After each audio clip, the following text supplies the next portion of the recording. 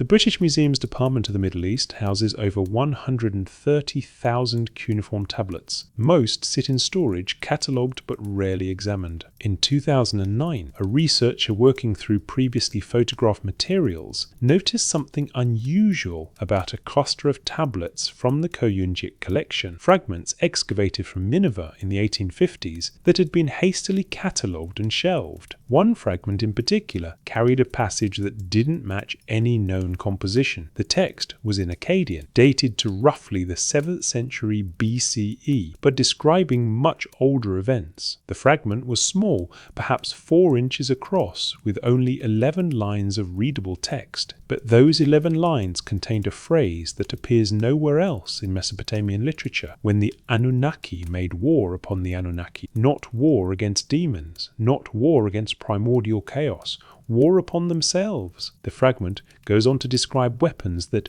burned without flame and left the earth poisoned for 3 harvests. It mentions a city, possibly Shuruppak, where no birds sang for 40 years after the fire fell from heaven, and then the fragment breaks off, the rest lost to time or still buried in unexamined storage somewhere in the museum's vast holdings. This isn't an isolated anomaly. Across dozens of Sumerian and Akkadian tablets scattered across museums from Philadelphia to Paris to Baghdad, a pattern emerges when you line up the texts chronologically and geographically. References to conflicts between factions of gods, divine councils splintering, territories divided, weapons deployed, cities destroyed, and finally, around 2000 BCE, a series of lamentation texts describing catastrophic destruction that ended the Sumerian world. What if these weren't separate myths? What if they were fragments of a single, coherent historical record documentation of a prolonged conflict that reached its devastating conclusion in what the texts themselves might call the Anunnaki's final war? If you're settling in to explore this with me, whether you're lying in bed in Bangkok, sitting in your car in Chicago, or walking through the quiet streets of Copenhagen at 3 a.m, leave a comment and tell me where in the world you're listening from. There's something powerful about knowing we're all following this mystery together across time zones and continents. This investigation will take us deep into the oldest written records humanity possesses. We'll examine what the tablets actually say. We'll look at what mainstream scholarship explains away. And we'll ask a question that might reshape how we understand the birth of civilization.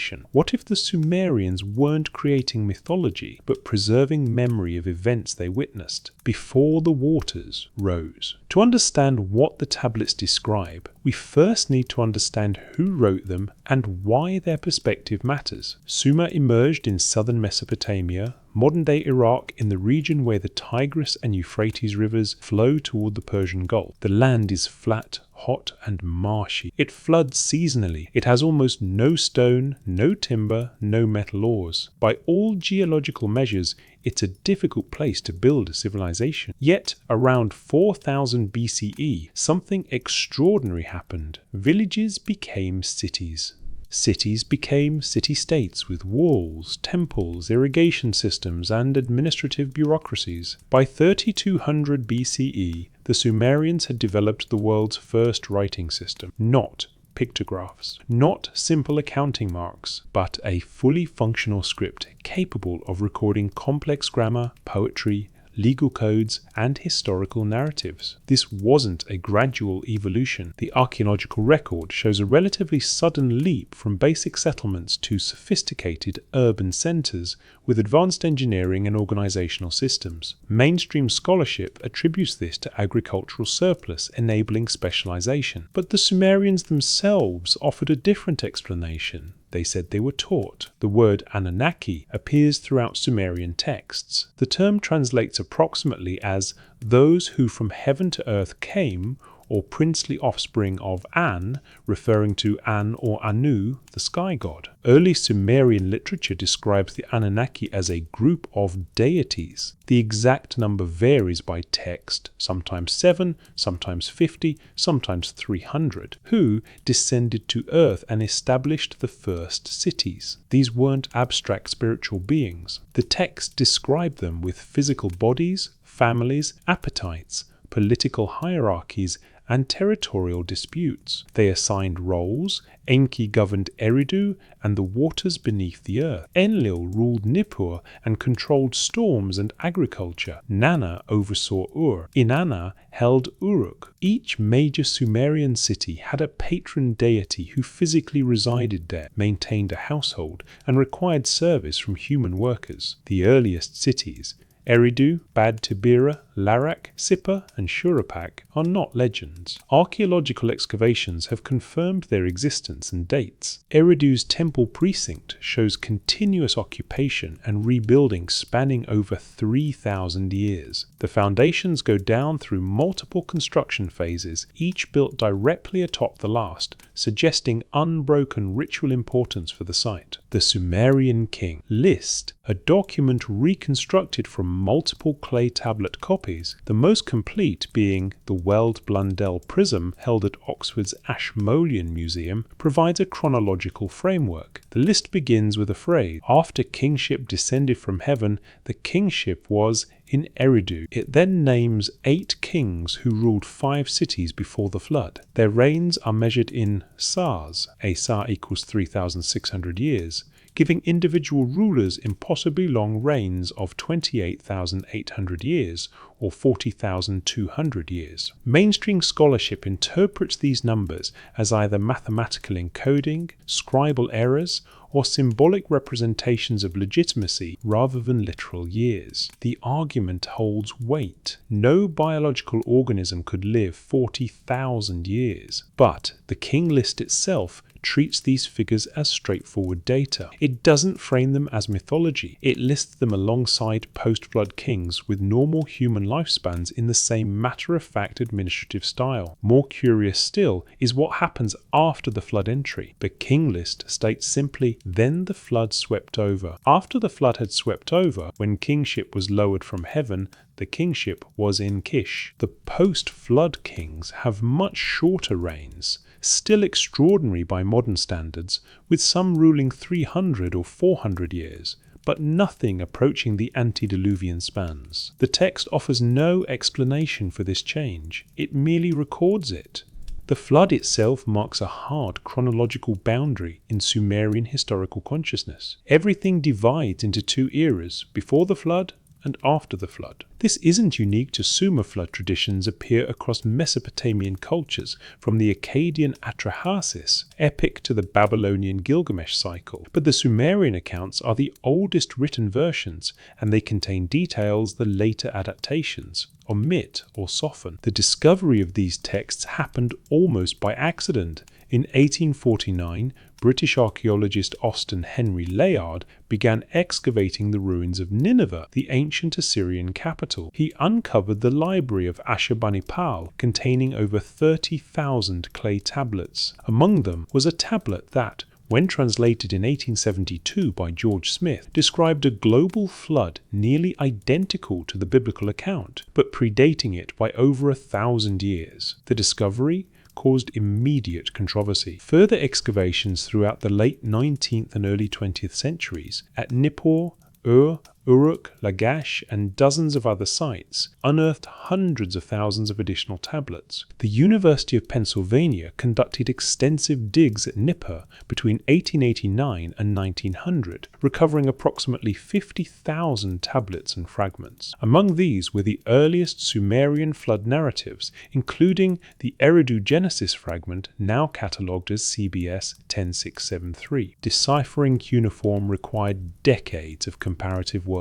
The script uses wedge-shaped marks pressed into clay, with each sign potentially representing a sound, a word, or a conceptual category depending on context. Sumerian is a language isolate with no known relatives, making translation especially challenging. Early scholars had to work backward from later Akkadian bilingual texts, slowly building vocabulary lists and grammar rules. What emerged from this translation work was startling. The Sumerians didn't write mythology in the way we typically understand the term. Their texts read more like administrative records, legal documents, and engineering manuals that happened to feature gods as the primary actors. They described procedures, measurements, architectural specifications and irrigation techniques alongside divine genealogy and cosmic conflicts. Consider the Eridu Genesis, the earliest flood narrative. The surviving portion begins not with creation, but with an already functioning world. Cities exist. Humans work the fields. Kingship has been established. The gods are introduced not as cosmic abstractions, but as administrators dealing with a practical problem. The text is frustratingly matter-of-fact, given the enormity of what it describes. This documentary quality appears throughout Sumerian literature. The Lament for Ur describes the destruction of Ur around 2000 BCE with specific architectural details.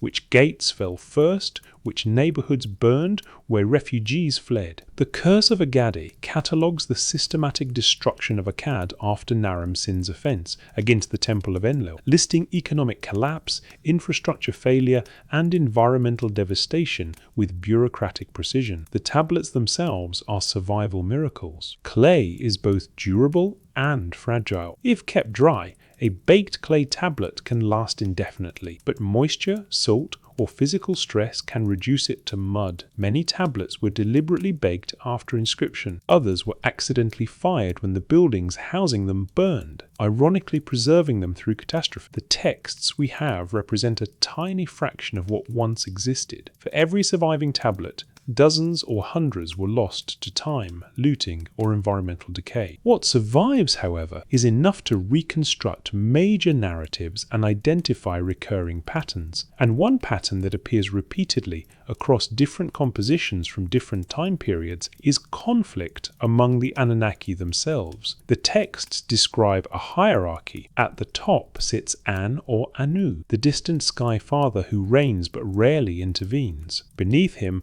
authority divides primarily between two half-brothers, Enlil, the lord of air and storms, and Enki, also called Ea, the lord of wisdom and subterranean waters. These two are not aligned. They disagree on policy. They compete for influence. They champion different factions. And in multiple texts, they take opposite sides in crucial decisions, most notably the decision to destroy humanity. Below Enlil and Enki sit numerous other Anunnaki, each with defined roles and territories. Ninurta, Enlil's son, functions as the divine warrior. Inanna, also called Ishtar, governs love, war, and Uruk, but frequently overreaches her authority. Nana governs the moon and Utu governs the sun and justice. Ereshkigal rules the underworld realm, separate from, and sometimes in opposition to, the surface-dwelling gods. This isn't a unified pantheon working in harmony. It's a complex political structure with competing interests,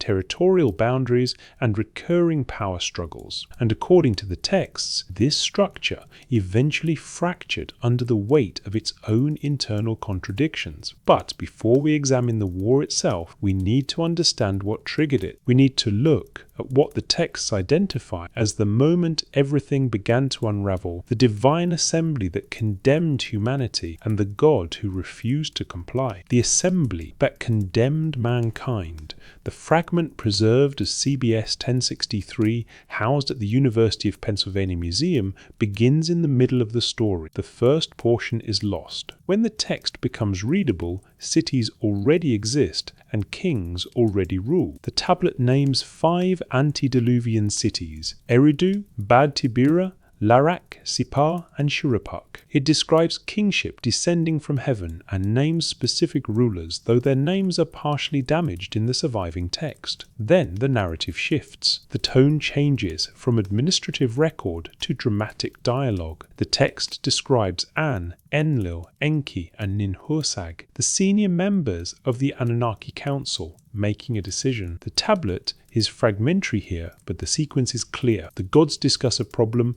a solution is proposed, and action is authorized. The problem, according to the fuller account preserved in later Akkadian versions like the Atrahasis epic, is humanity itself. Specifically, the noise humanity makes. The Akkadian word used is rigmu, which translates as noise, clamour, or uproar. The texts describe humanity multiplying across the earth. Cities grow, fields expand, and the constant activity, the grinding of grain, the hammering of copper, the voices of thousands of people conducting daily life disturbs the gods. In the Atrahasis epic, the complaint is explicit. Enlil, sleepless and irritated, brings the matter before the divine council. The noise of mankind has become too intense. I am losing sleep over their racket. The solution he proposes escalates over several attempts. First, plague, then drought, then famine. Each time, humanity recovers. Finally,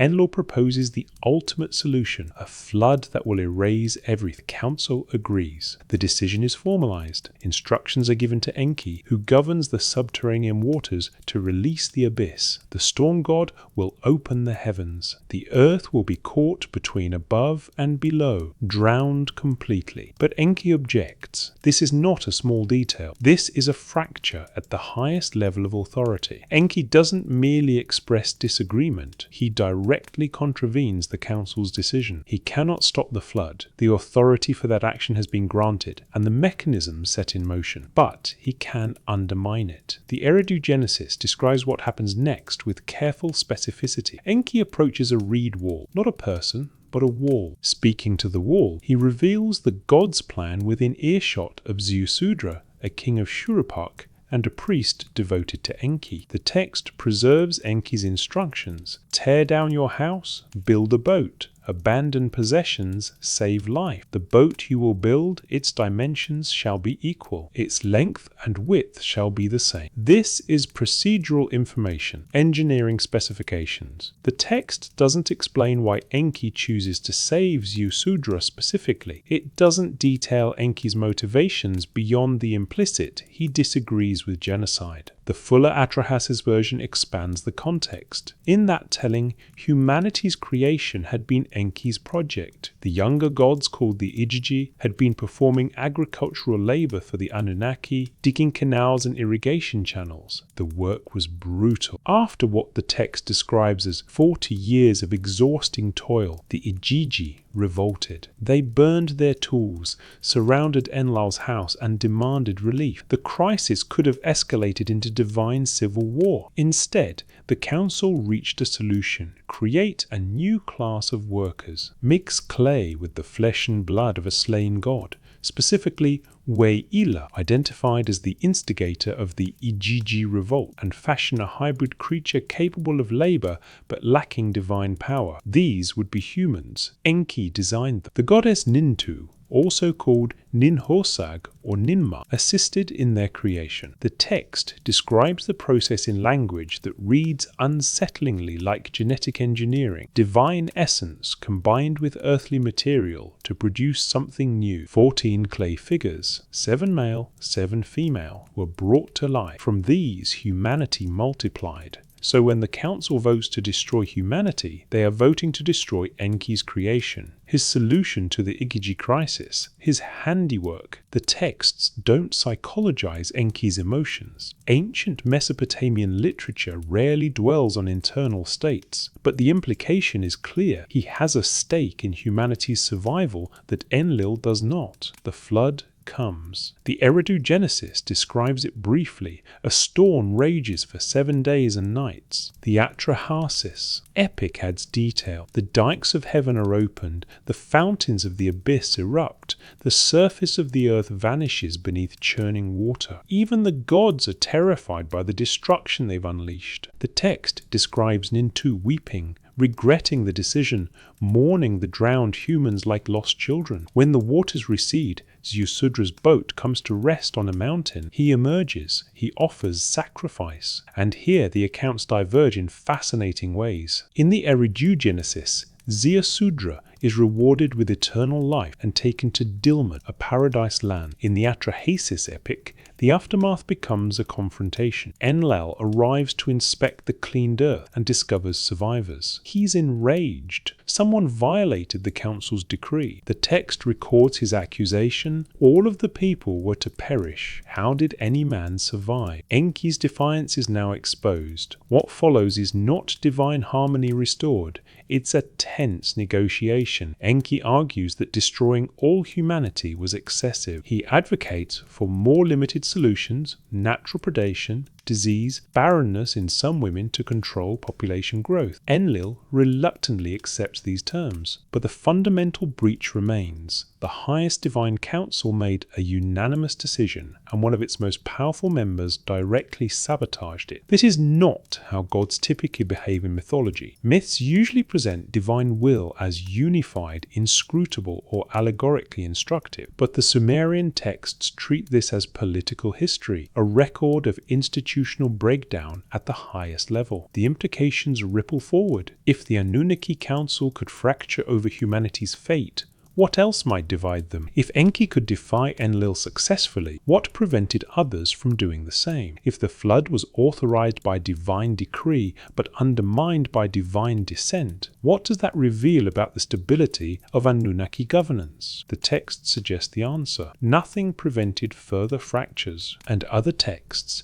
preserved across centuries and recovered from ruins separated by hundreds of miles, describe exactly what you'd expect in the aftermath of such a foundational breach: escalating conflicts over authority, territory, and the fundamental question of who holds ultimate power. The symbol of that power, according to multiple Mesopotamian compositions, was an object called the Tablet of Destinies, and that tablet would be stolen, recovered, and fought over repeatedly, each theft representing not random chaos, but calculated moves in an ongoing struggle for control. The labor revolt that changed everything. To understand why the flood decision fractured the Anunnaki, we need to go back further to the problem that necessitated humanity's creation in the first place. The texts describe this with surprising clarity. The gods had a labor shortage, and it provoked the first open rebellion in their hierarchy. The Atrahasis epic devotes its opening sections to this crisis. The composition begins not with creation, but with an already functioning cosmic order. The Anunnaki have divided the universe into territories. The older gods, the Anunnaki proper, hold authority. Beneath them labor the younger gods, called the Igigi. The text doesn't specify the exact relationship between these groups, but the hierarchy is clear. The Anunnaki command, the Igigi obey. The Igigi are assigned the hardest physical work: digging irrigation canals, dredging rivers, hauling earth to build embankments and reservoirs. This isn't symbolic labor. The Atrahasis epic describes it with the specificity of someone who's actually done agricultural infrastructure work. The aching exhaustion, the mud, the relentless digging. The text states they labored for 40 years under these conditions. Then they broke. The Atrahasis epic preserves the moment with dramatic detail. The Igigi gathered at night. They burned their digging tools. They surrounded the house of Enlil, the overseer of their labor. The text uses the word siege. This wasn't a petition or protest, but an act of open rebellion that threatened to escalate into violence. Enlil responds by calling an emergency meeting of the senior Anunnaki. The scene reads like crisis management. Enlil is frightened. The text explicitly says so. He sends for Anu, the nominal king of the gods, and for Enki. The council convenes to address what amounts to a divine labor strike with revolutionary overtones. The Igigi's representative, a god named Anu, not to be confused with the sky god, states their case: the labor is too heavy. The work is killing us. Our distress is excessive. They demand relief or they'll continue the rebellion. The Anunnaki face a genuine problem. They can't simply overpower the Igigi. The younger gods are too numerous and organized. Violence could spiral into a civil war that might destabilize the entire cosmic order. But they also can't function without the agricultural labor the Igigi provide. The irrigation systems on which Sumerian civilization depends require constant maintenance. Enki proposes the solution: create a new category of being to take over the labor, not gods, so they won't have divine power to rebel, but intelligent enough to follow instructions and capable enough to perform complex agricultural tasks. The council agrees. Humanity is authorized as a replacement workforce. The creation process itself is described in the Atrahasis epic and elaborated in another composition, Enki and Enlil. The method involves mixing clay with something called the flesh and blood of a god, specifically the god We'ila, whom the text identifies as the instigator and leader of the Ijiji revolt. He's slaughtered. His essence is mixed with earthly clay. The goddess Nintu, sometimes called Ninhursag, sometimes Ninmah, depending on the text, shapes the first humans from this mixture. The language here has troubled translators for a century. The Sumerian and Akkadian terms used suggest biological processes, mixing, shaping, impregnation. The text describes Nintu fashioning 14 lumps of clay, 7 on each side. She then births them with the assistance of womb goddesses. The process is repeated to generate more humans. Whether this represents literal description, metaphorical language, or something we lack proper conceptual frameworks to interpret remains debated, but the function is clear. Humans are designed as a hybrid, enough divine essence to be intelligent and trainable, enough earthly material to remain mortal and physically limited. The experiment succeeds. Humans multiply. They take over the agricultural labor. The Ijiji are freed from the work they despised. The crisis is resolved, except it isn't, because now you have an entirely new category of being, one that reproduces rapidly, that outnumbers the gods within generations, and that fundamentally changes the balance of power in the system. The Enuma Elish, the Babylonian creation epic preserved on 7 tablets and dating to around the 12th century BCE, provides a parallel account that adds additional context. This composition frames creation within a larger narrative of divine warfare and political succession. The story begins with primordial chaos, the mingling of fresh water, Apsu, and salt water, Tiamat, producing the first generation of gods. These early gods are noisy. They disturb Apsu, who decides to destroy them. But Ea, the Akkadian name for Enki, learns of the plot and kills Apsu first. This triggers retaliation from Tiamat, who raises an army of monsters. The younger gods need a champion to face her. Marduk, Ea's son, volunteers, but only if granted supreme authority. The gods agree and give him the Tablet of Destinies, the symbol of cosmic kingship. Marduk defeats Tiamat, splits her corpse to create heaven and earth, and organizes the cosmos. But then, the same problem emerges. Who will do the labor? Marduk's solution mirrors the Atrahasis account. He orders the creation of humans, again using the blood of a slain god. In this version, Kingu, Tiamat's second husband and war leader. The text states, "Blood I will mass and cause bones to be. I will establish a savage, man shall be his name. Truly, savage man I will create. He shall be charged with the service of the gods, that they might be at ease." The phrase, service of the gods, Akkadian, Dulu Ilich, is a technical term meaning mandatory labor. Humans aren't created for fellowship or worship or spiritual purposes. They're created to work, to maintain the irrigation systems, to plant barley, to herd sheep, to build temples. The gods want to retire from manual labor,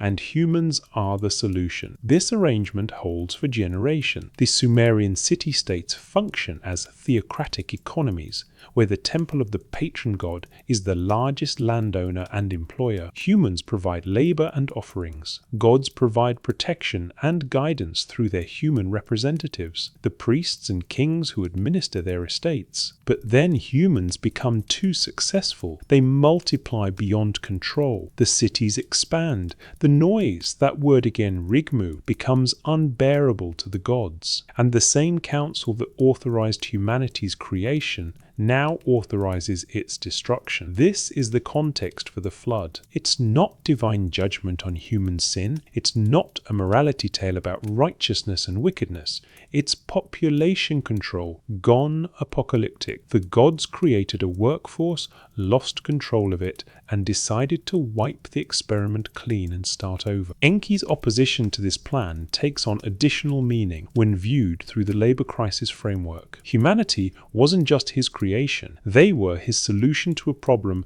that threatened to tear apart the Anunnaki hierarchy. The EGG revolt had nearly triggered civil war. Humanity prevented that. And now Enlil wants to destroy them because they're inconveniently numerous and noisy. From Enki's perspective, if we can reconstruct divine perspective from these texts, this is madness. It solves nothing. If humanity is destroyed, who does the work? Do the EGG return to canal digging? Does that not risk reigniting the rebellion? The flood isn't just mass death, it's throwing away the solution to the crisis that nearly broke the divine hierarchy in the first place. The texts don't explicitly state this reason. Ancient Mesopotamian literature doesn't typically provide internal monologues or psychological explanations, but the pattern is clear. Enki acts to preserve humanity, Enlil acts to destroy them, and the conflict between these two positions isn't theological, it's political and economic. And here's what makes this particularly striking. The labor crisis that sparked humanity's creation isn't unique to one text.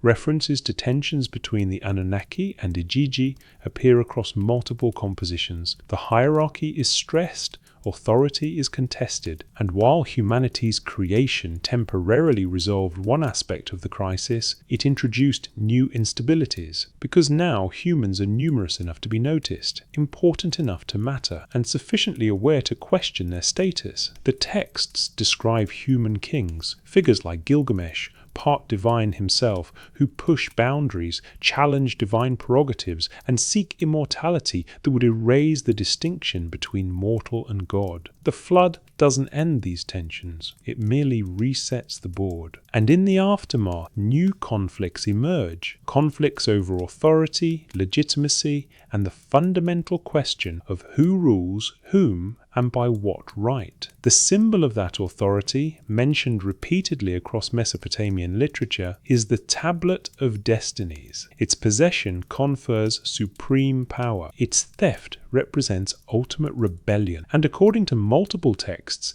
it was stolen more than once, each theft marking an escalation in the struggle for control that began with the EGG revolt and never fully resolved. Wars for the Tablet of Destinies. In the British Museum's collection sits a stone relief, catalogue number BM 124571, originally from the Northwest Palace at Nimrud. The relief dates to the reign of Ashurnasirpal II around 865 BCE, but it depicts a much older story. The carved scene shows a winged figure, half man, half eagle, fleeing. Behind him, a god pursues with weapons drawn. Between them, though not depicted in the relief itself, is the reason for this chase. The Tablet of Destinies has been stolen. The relief illustrates one moment from a longer narrative preserved in cuneiform texts known as the Anzu epic or the Lugal. Multiple versions exist, spanning Sumerian, Akkadian, and Babylonian recensions over more than 1,000 years. The core story remains consistent.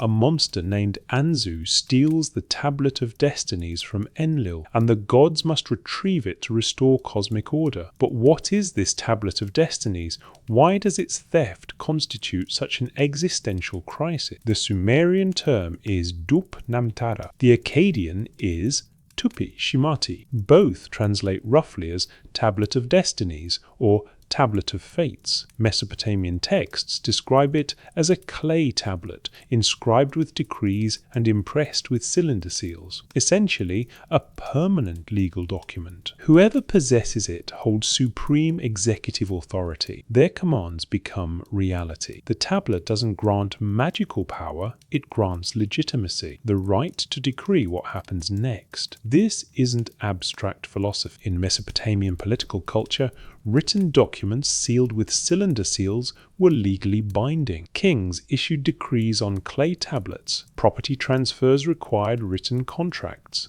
Legal judgments were recorded and sealed. Tablet of Destinies functions as the ultimate version of this system, the master document from which all other authority flows. Enlil possesses it initially because he was granted supreme authority by Anu after the division of the cosmos. Enki governs the Abzu, the subterranean waters. Enlil governs everything else. air, storms, agriculture, the surface of the earth. The Tablet of Destinies confirms this arrangement. The Anzu epic begins with Anzu serving as doorkeeper to Enlil's throne room. Anzu is described as a massive creature, sometimes depicted as an eagle with a lion's head, sometimes as a storm demon with wings. The text says Anzu watches Enlil bathe and observes where the Tablet of Destinies is kept. He formulates a plan: steal the tablet while Enlil is vulnerable. The theft succeeds. Anzu seizes the tablet and flees to the mountain where he makes his dwelling. With possession of the tablet, he now holds supreme authority. Enlil's commands no longer function. The cosmos grinds to a halt. The text describes the crisis in administrative language. The rites were interrupted. Silence reigned. The gods panic. They need a champion to fight Anzu and recover the tablet. But there's a problem. Anzu now possesses the authority to nullify any attack. He can decree that arrows don't fly, that weapons don't cut, that his enemies are defeated before they strike. The tablet makes him functionally invincible. Several gods refuse the mission. Finally, Ninurta, Enlil's son, sometimes called Ningirsu, accepts the task. He's the warrior god, associated with both agricultural bounty and military conquest. If anyone can recover the tablet, it's him. The battle itself is described with considerable detail. Ninurta attacks with bow and arrows. Anzu uses the tablet's authority to neutralize them mid-flight. The arrows stop in the air. Ninurta's weapons become useless. The situation is impossible. How do you fight someone who can nullify your attacks by decree? The solution comes from Enki, who advises a specific strategy. Ninurta must shoot not at Anzu directly, but at his wings. The text suggests that severing Anzu's pinions will break his grip on the tablet. Whether this works through physical mechanics or symbolic logic, cutting his wings disrupts his authority isn't entirely clear, but Ninurta follows the advice. His arrows strike true. Anzu's wings are severed. The tablet falls. Ninurta recovers it and returns it to Enlil. Order is restored. Ninurta is rewarded. The cosmos resumes its proper function. Crisis averted. Except the crisis wasn't truly averted. It was merely postponed. Because the theft of the Tablet of Destinies happens more than once in Mesopotamian literature. Different thieves, different circumstances, but the same fundamental pattern. Someone seizes the symbol of supreme authority. Chaos erupts. A champion fights to recover it, and order is temporarily restored. In the Enuma Elish, the tablet plays a central role in the divine succession crisis. Initially, Anu possesses it. After Ea kills Apsu, authority shifts. Tiamat, seeking revenge, creates an army and elevates Kingu to lead it. She gives Kingu the Tablet of Destinies, effectively making him king. Kingu wears it on his chest as a symbol of his authority. When Marduk defeats Tiamat and her forces, one of his first acts is to take the tablet from Kingu. The text is explicit. From Kingu, who had become chief among them, he took the Tablet of Destinies, not his by right. Marduk then presents the tablet to Anu, who confirms Marduk's new status as King of the Gods. Authority has transferred again. The Era epic, a later composition dating to around the 8th century BCE, describes yet another crisis of authority. This time, Marduk himself abandons Babylon voluntarily or through deception, depending on how you read the text. Era, the god of plague and warfare, convinces Marduk to leave his throne temporarily. With Marduk absent, Era seizes power and unleashes catastrophe on Mesopotamia. The text describes Era destroying cities, slaughtering populations, and deliberately sowing chaos. His actions aren't random violence, they're strategic. He's demonstrating that with Marduk gone, he can do as he pleases. When Marduk returns and restores order, the damage has already been done. The text functions as a political allegory, but is built on a recurring pattern. When supreme authority is absent or contested, disaster follows. What's striking across all these narratives is that the Tablet of Destinies never stays secure. It's vulnerable. It can be stolen, given away, lost, or taken by force. And each time it changes hands, the cosmos destabilizes. From a mythological perspective, you might read these stories as allegories for natural disasters or seasonal cycles. From an anthropological perspective, they might represent the instability of Bronze Age kingship rulers constantly overthrown, dynasties rising and falling. But if we take the Sumerian framework seriously, if we consider the possibility that these texts preserve historical memory of actual events involving actual beings called Anunnaki, then the Tablet of Destinies represents something more concrete. Perhaps it was a physical object, a master control system, a legal charter, a sealed document granting executive authority over territories and populations. And the repeated thefts weren't cosmic allegories, but political coups. Each theft would represent a challenge to the existing power structure. Anzu's theft challenges Enlil directly, a subordinate seizing authority from his superior. Kingu receiving the tablet from Tiamat represents an older order attempting to reclaim power from the younger gods who killed Apsu. Era's takeover during Marduk's absence represents opportunistic usurpation during a power vacuum. None of these conflicts are resolved permanently. Authority is recovered, but the possibility of future theft remains. The system is inherently unstable because power rests on possession of a physical object that can be taken. And while these thefts occur at the highest levels of divine hierarchy struggles between major gods over cosmic kingship, other texts describe conflicts at different levels. Territorial disputes between cities and their patron deities, conflicts between surface-dwelling and underworld, Anunnaki, and tensions between those gods who favored humanity's survival and those who sought its destruction. One such territorial conflict is preserved in perhaps the most psychologically complex Mesopotamian narrative we possess, Inanna's descent to the underworld. On the surface, it reads as a myth about death and rebirth, but examined within the framework of Anunnaki factional conflict, it becomes something else. A record of open warfare between two branches of the divine family over jurisdiction and respect. The descent. When realms collided, the composition known as Inanna's Descent to the Underworld survives in both Sumerian and Akkadian versions. The Sumerian is older, likely composed during the 3rd dynasty of Ur around 2100 BCE. The text opens with a statement of intention. From the great above, she opened her ear to the great below. Inanna, queen of heaven and goddess of Uruk, decides to descend into the underworld. The text doesn't explain why. Inanna simply announces she's going. She tells her servant Ninshubur to alert the other gods if she doesn't return within 3 days. She dresses herself in the regalia of her power crown, lapis necklace, royal robe, breastplate, and more. Each piece is listed specifically. Then she approaches the gates of the underworld. The underworld is governed by Ereshkigal, Inanna's older sister. The relationship between them is strained, hostile even. When Inanna arrives at the outer gate,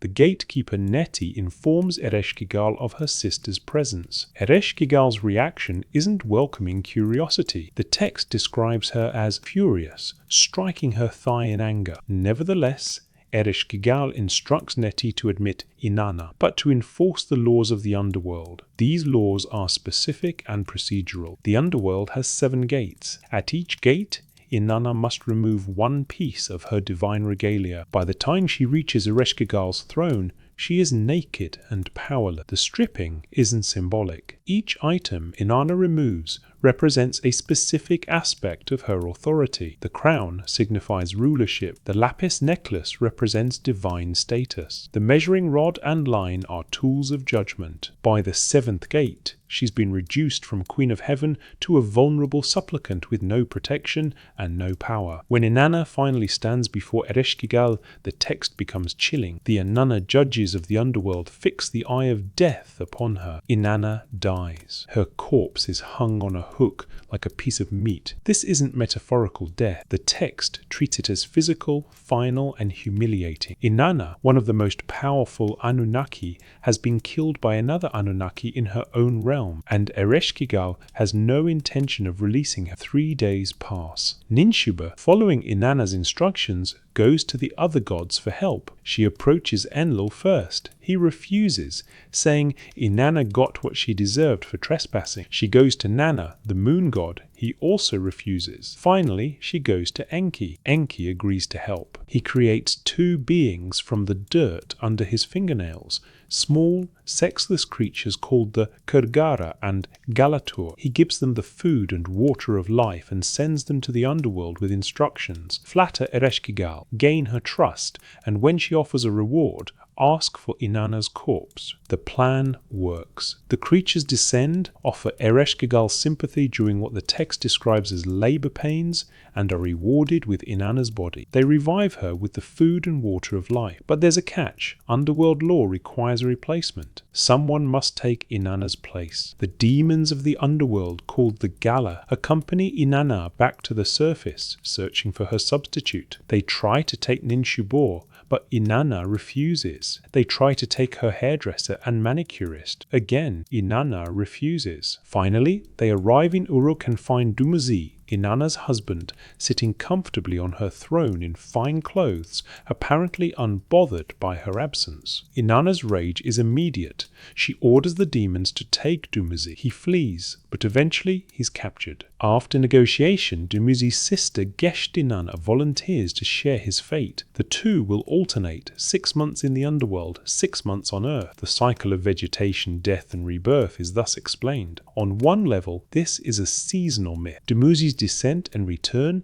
correspond to agricultural cycles. Many scholars interpret it purely as allegory for the natural world. But if we strip away the allegorical reading and look at the text procedurally, something else emerges. This is a story about territorial violation and political retaliation between two powerful Anunnaki with separate jurisdictions. Ereshkigal governs the underworld. This isn't a punishment.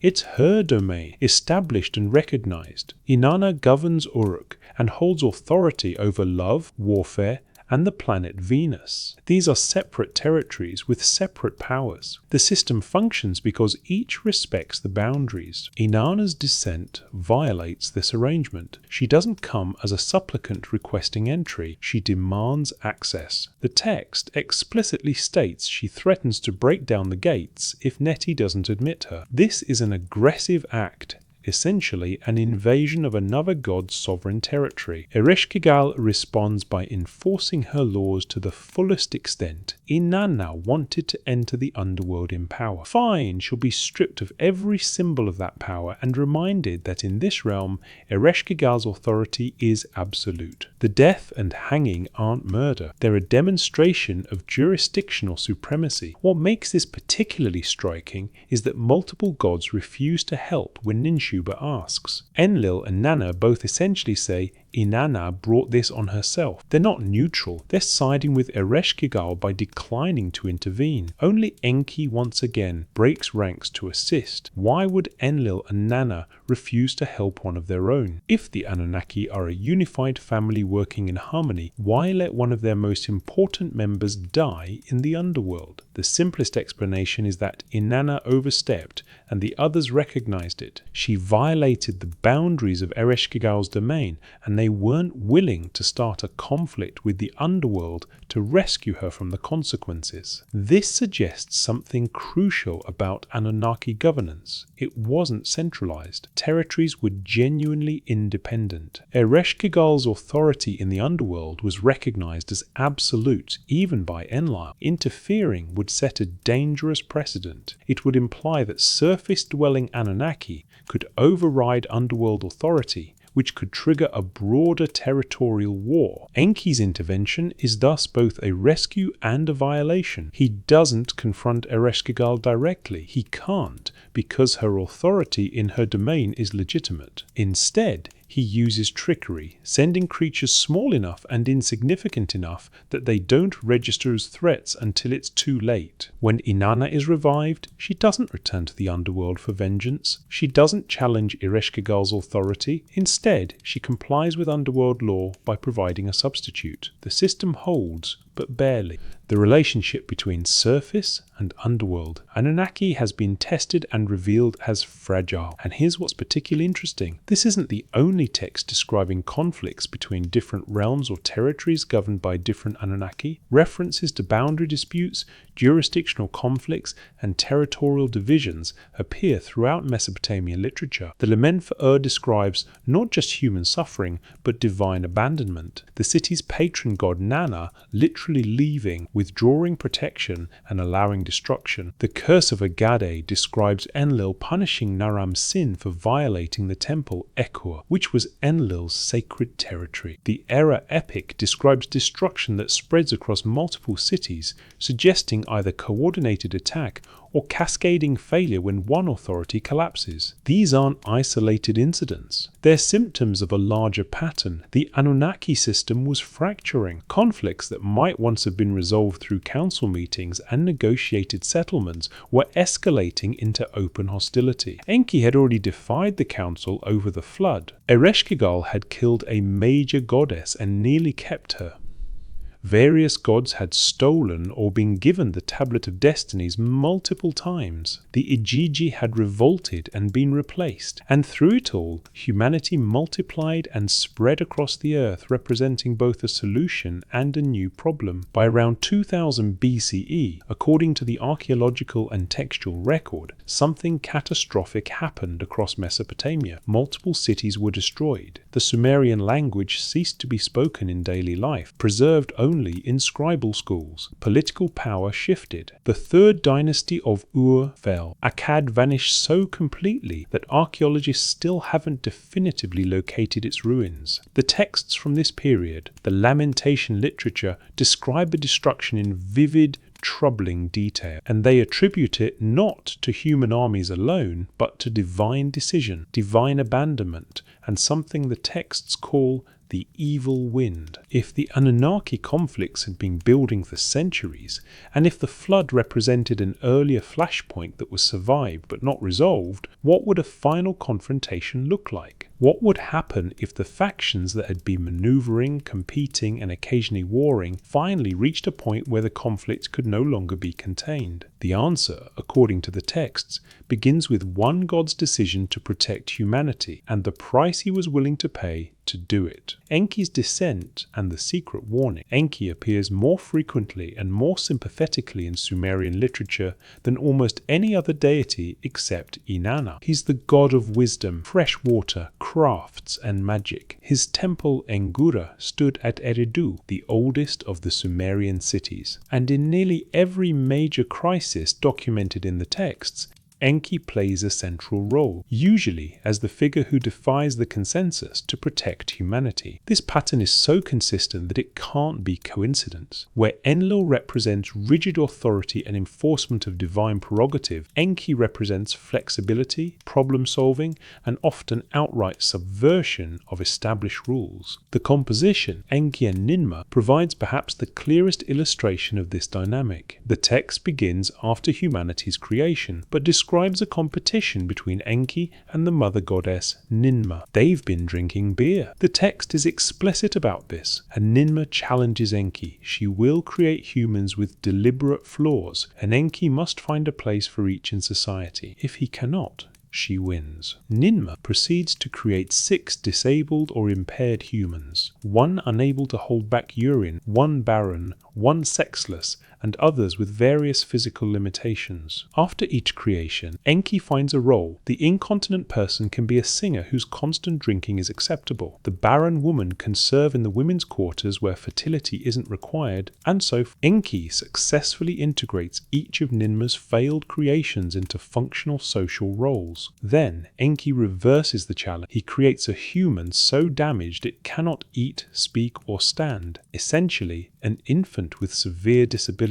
He gives it to Ninmah and asks her to find its place. She cannot. She admits defeat. The text has troubled scholars precisely because it seems so strange. Why include this episode in the creation narrative? Why focus on disability and social accommodation? But consider what it demonstrates about Enki's character and methods. He's a problem solver who refuses to accept failure as final. Where others see uselessness, he sees potential. Where others want to discard what doesn't work, he finds ways to integrate it. This is who defies the flood decision. This is who saves humanity when the rest of the council votes for extinction. The Erigeugenesis preserves his method. Enki cannot override the council's authorization of the flood. The decision has been made, the mechanisms are in motion, and Enlil has supreme authority. But Enki can work around it. He approaches a reed wall, speaks to the wall rather than directly to Ziusudra, who's on the other side, and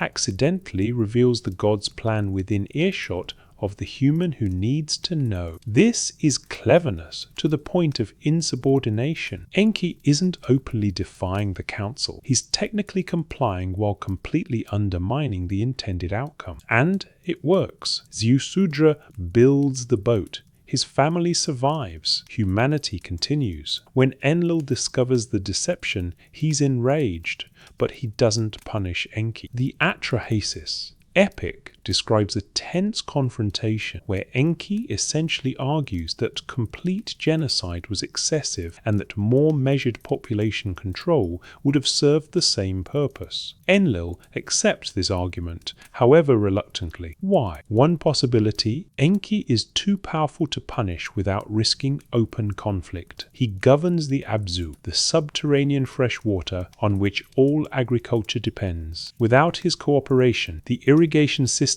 that sustained Sumerian civilization would fail. Enlil might have supreme authority, but Enki controls critical infrastructure. Another possibility: other members of the council weren't entirely comfortable with the genocide decision either. Ninta, who helped create humans, is described weeping during the flood, mourning the deaths. Perhaps Enki's defiance wasn't universally condemned. Perhaps he was doing what others wished they could do, but didn't have the courage to attempt. Either way, the result is the same. Enki successfully protected humanity, and the consequences of that protection rippled forward into every subsequent interaction between gods and humans. Because now humanity owes its continued existence specifically to Enki, not to Enlil, who wanted them destroyed, not to Anu, who apparently didn't care enough to intervene, to Enki, who broke ranks to save them. This creates a permanent factional alignment. Enki's sympathies lie with humanity. Enlil's sympathies lie with divine prerogative and order, and every subsequent conflict between gods will have to account for this division. The texts describe Enki establishing what amounts to a patronage relationship with certain human lineages. The kings of Eridu, his cult city, are described as having special access to divine wisdom. The text, Inanna and Enki, describes Enki getting drunk and giving Inanna the May, divine decrees and cultural knowledge that she then brings to Uruk. Enki seems almost careless with divine secrets, repeatedly sharing knowledge and techniques that other gods prefer to keep restricted. Why would he do this? If the Anunnaki are trying to maintain control over humanity, why does Enki keep empowering humans with knowledge and protection? One reading, he genuinely believes humanity deserves to survive and thrive. This would be the sympathetic interpretation. Enki as a benevolent patron who sees value in his creation. Another reading, he's conducting a long-term political maneuver against Enlil by strengthening humanity, by making them indispensable, by giving them knowledge that makes them more capable. He's ensuring that any future attempt to destroy them will be even more costly and difficult. He's making humanity his faction, his power base, his leverage in divine politics. Both readings might be true simultaneously. Ancient Mesopotamian thought didn't require motivations to be pure or singular. A god could act from genuine affection and political calculation at the same time. What's undeniable is that Enki's interventions have consequences. When humanity survives the flood, they rebuild. They multiply again. They spread across the land again. And the same problems that led to the flood, decision, overpopulation, noise, resource consumption, re-emerge within generations. By the period around 2000-2000 BCE, Mesopotamia was densely populated and politically complex. The third dynasty of Ur controlled a vast territory, dozens of cities, millions of people, extensive trade networks, and sophisticated bureaucratic systems. The archaeological record shows centralized administration, massive public works projects, and economic integration spanning hundreds of miles. From a human perspective, this represents the pinnacle of Sumerian civilization. From a divine perspective, if we accept the framework the texts present, this represents exactly the situation that led to the flood decision. Humanity has become too numerous, too powerful,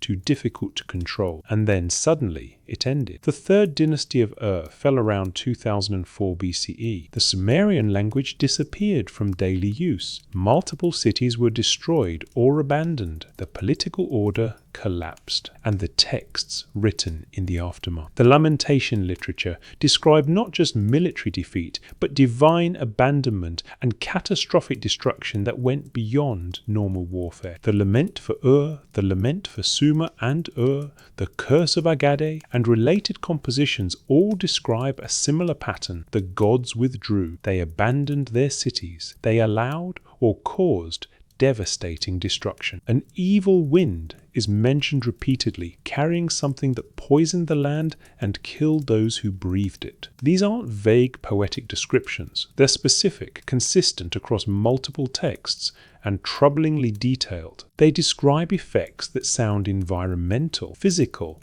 and long-lasting, and they attribute the destruction to divine decision. If the Anunnaki factions had been building toward confrontation for centuries, if Enki's protection of humanity had created a permanent division in their hierarchy, and if humanity had once again reached a population and sophistication that threatened divine control, what would the final phase of conflict look like? The texts suggest it wouldn't be a single battle. It would be a cascade of crises, gods abandoning their posts, protective relationships breaking down, and finally, deployment of weapons or methods that devastated the land itself. And according to the chronological framework preserved in multiple sources, this happened, not in mythological time, but in datable historical time, around 2000 BCE, witnessed, recorded, and lamented by the survivors who wrote it down so it wouldn't be forgotten. What the king list doesn't say. The Sumerian king list is one of the most copied and referenced documents in ancient Mesopotamia. More than 15 surviving versions have been recovered, written at different times and with slight variations, but all following the same basic structure, a chronological record of who ruled, where they ruled, and for how long. The document begins with the phrase, "When kingship was lowered from heaven, kingship was in Eridu." It then proceeds to list antediluvian kings rulers who reigned before the flood, followed by the flood itself as a hard chronological divider, then post-diluvian kings continuing to the time of the list's composition. The most complete version, the World Blundell Prism held at Oxford's Ashmolean Museum, provides the fullest antediluvian section. 8 kings ruled 5 cities: Eridu, Bad Tibira, Larak, Sippar, and Shuruppak. Their combined reigns total 200 and 400 years, or in some versions significantly more, depending on how the numerical signs are interpreted. After listing these 8 kings, the text states simply, "Then the flood swept over." The next line reads, "After the flood had swept over, when kingship was lowered from heaven, kingship was in Kish." The post-diluvian section then continues with kings whose reigns are measured in human scale years,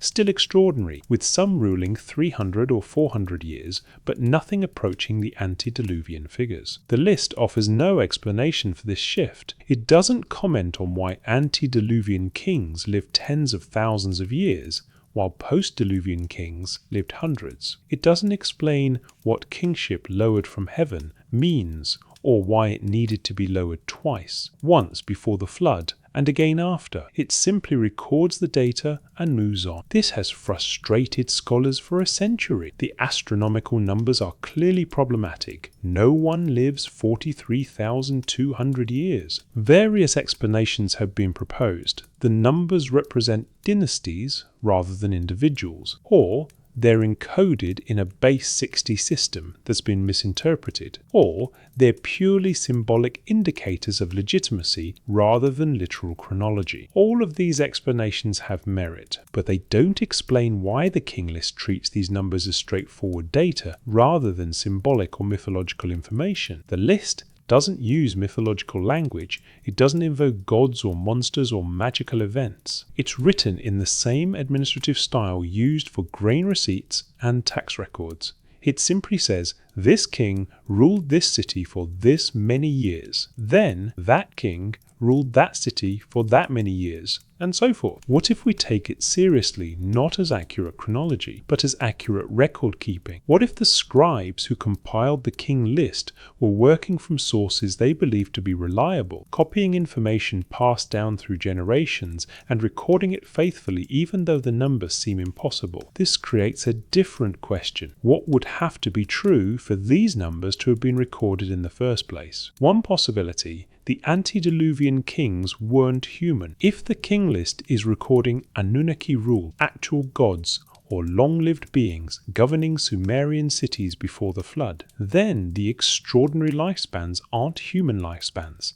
They're divine or semi-divine lifespans recorded by the Anunnaki themselves or by human scribes who witnessed them. After the flood, according to this framework, direct divine rule ends. Kingship is lowered from heaven again, but this time it's lowered to human rulers who govern as representatives rather than as gods themselves. The post-Diluvian kings still live longer than modern humans, suggesting perhaps some lingering divine heritage or different environmental conditions, but they're clearly mortal in a way the antediluvian rulers were not. The king list provides a second piece of curious data. After the flood, kingship moves. The antediluvian section sees kingship passing from Eridu to Bad Tibira to Larak to Sippar to Shuruppak, a geographical progression within southern Mesopotamia. But after the flood, kingship starts in Kish, far to the north. Then it moves to Uruk, then to Ur, then to Awan, then back to Kish, then to Hamazi, and so forth, bouncing between cities with no clear pattern. This suggests political instability. The antediluvian period, despite its impossibly long reigns, shows orderly succession. The post-diluvian period shows constant upheaval, dynasties rising and falling, power shifting, no city able to hold supremacy for long. Why this shift? If we accept the framework that antediluvian rule was direct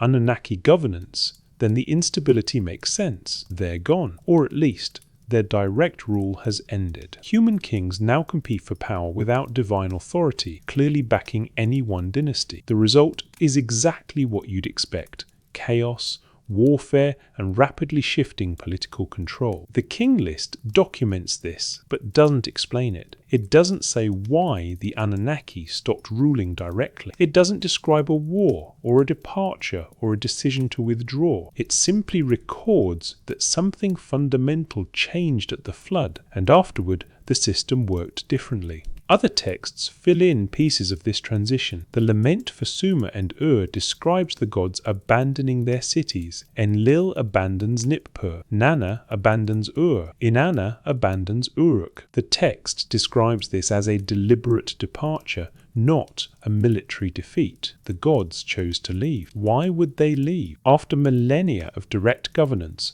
after establishing cities and temples and priesthoods and kingship systems, why abandon everything? The lament texts provide an answer, though a troubling one. The gods themselves authorized the destruction. Enlil decreed it. Anu confirmed it. The divine council decided that Sumer would fall, and then they withdrew, removing their protection, allowing or causing catastrophic destruction to sweep through the land. This sounds remarkably similar to the flood decision. Once again, the gods determine that human civilization has grown beyond acceptable limits. Once again, they authorize destruction. But this time, there's no Enki to warn anyone, no Zeusudra to build a boat, just systematic abandonment and catastrophe. The key difference is the scale. The flood was meant to wipe out all humanity. The destruction around 2000 BCE was geographically limited to Mesopotamia and temporally limited to a few decades. It wasn't extinction, it was punishment, reordering, or possibly collateral damage from conflicts among the gods themselves. Because here's what the king list and the lament texts don't explicitly state but strongly imply: not all the Anunnaki left. Some cities survived, some dynasties continued. The post-Diluvian king list keeps going. Kingship continues to be lowered from heaven, which suggests some divine involvement. Continues, just in a different form. What if the catastrophe around 2000 BCE wasn't a unified decision by all the Anunnaki, but the final phase of the factional conflict that had been building since the flood? What if some Anunnaki wanted to maintain direct rule? Some wanted to withdraw, and some wanted to destroy human civilization entirely, and these competing objectives led to open warfare. The texts don't describe it in those terms. Ancient Mesopotamian literature doesn't typically provide explicit causal analysis or political commentary. But the pattern is there. Prolonged instability in divine hierarchy, repeated conflicts over authority and territory, escalating violence, and finally, devastating destruction that changed the fundamental relationship between gods and humans. This composition describes the destruction of Akkad, the capital of Sargon's empire, as divine punishment for Naram-Sin's offense against Enlil's temple. The destruction is catastrophic. The text describes the city cursed, abandoned, and so thoroughly destroyed that later generations couldn't even locate its ruins. Archaeological confirmation of this is remarkable. Akkad has never been found. Despite centuries of searching, despite knowing roughly where it should be, archaeologists have not definitively identified Akkad's location. The city vanished from history so completely that even its physical location was forgotten. The curse of Agade attributes this to divine wrath. Naram-Sin, the text says, violated the Ekor temple in Nippur, Enlil's sacred precinct. As punishment, Enlil summoned a barbarian horde from the mountains who destroyed Akkad utterly. The text describes economic collapse, infrastructure failure, famine, disease, and the complete breakdown of order. But here's what's interesting. The text also describes specific environmental effects. It mentions sterile fields, poisoned wells, and land that wouldn't support agriculture for generations. These aren't typical consequences of military invasion. They suggest something more, either deliberately deployed weapons or environmental catastrophe accompanying the destruction. The same environmental language appears in the lament for Ur. The city is destroyed not just by Elamite invaders, but by the storm, by fire that consumes everything, by something the text describes as darkening the sky and poisoning the air. Survivors flee not just from soldiers, but from environmental conditions that make the land uninhabitable. If the king list is recording real data, divine rulers before the flood, human rulers after, with the flood marking the transition, then what event around 2000 BCE marked the final transition? When did direct divine governance end completely? And what caused such widespread destruction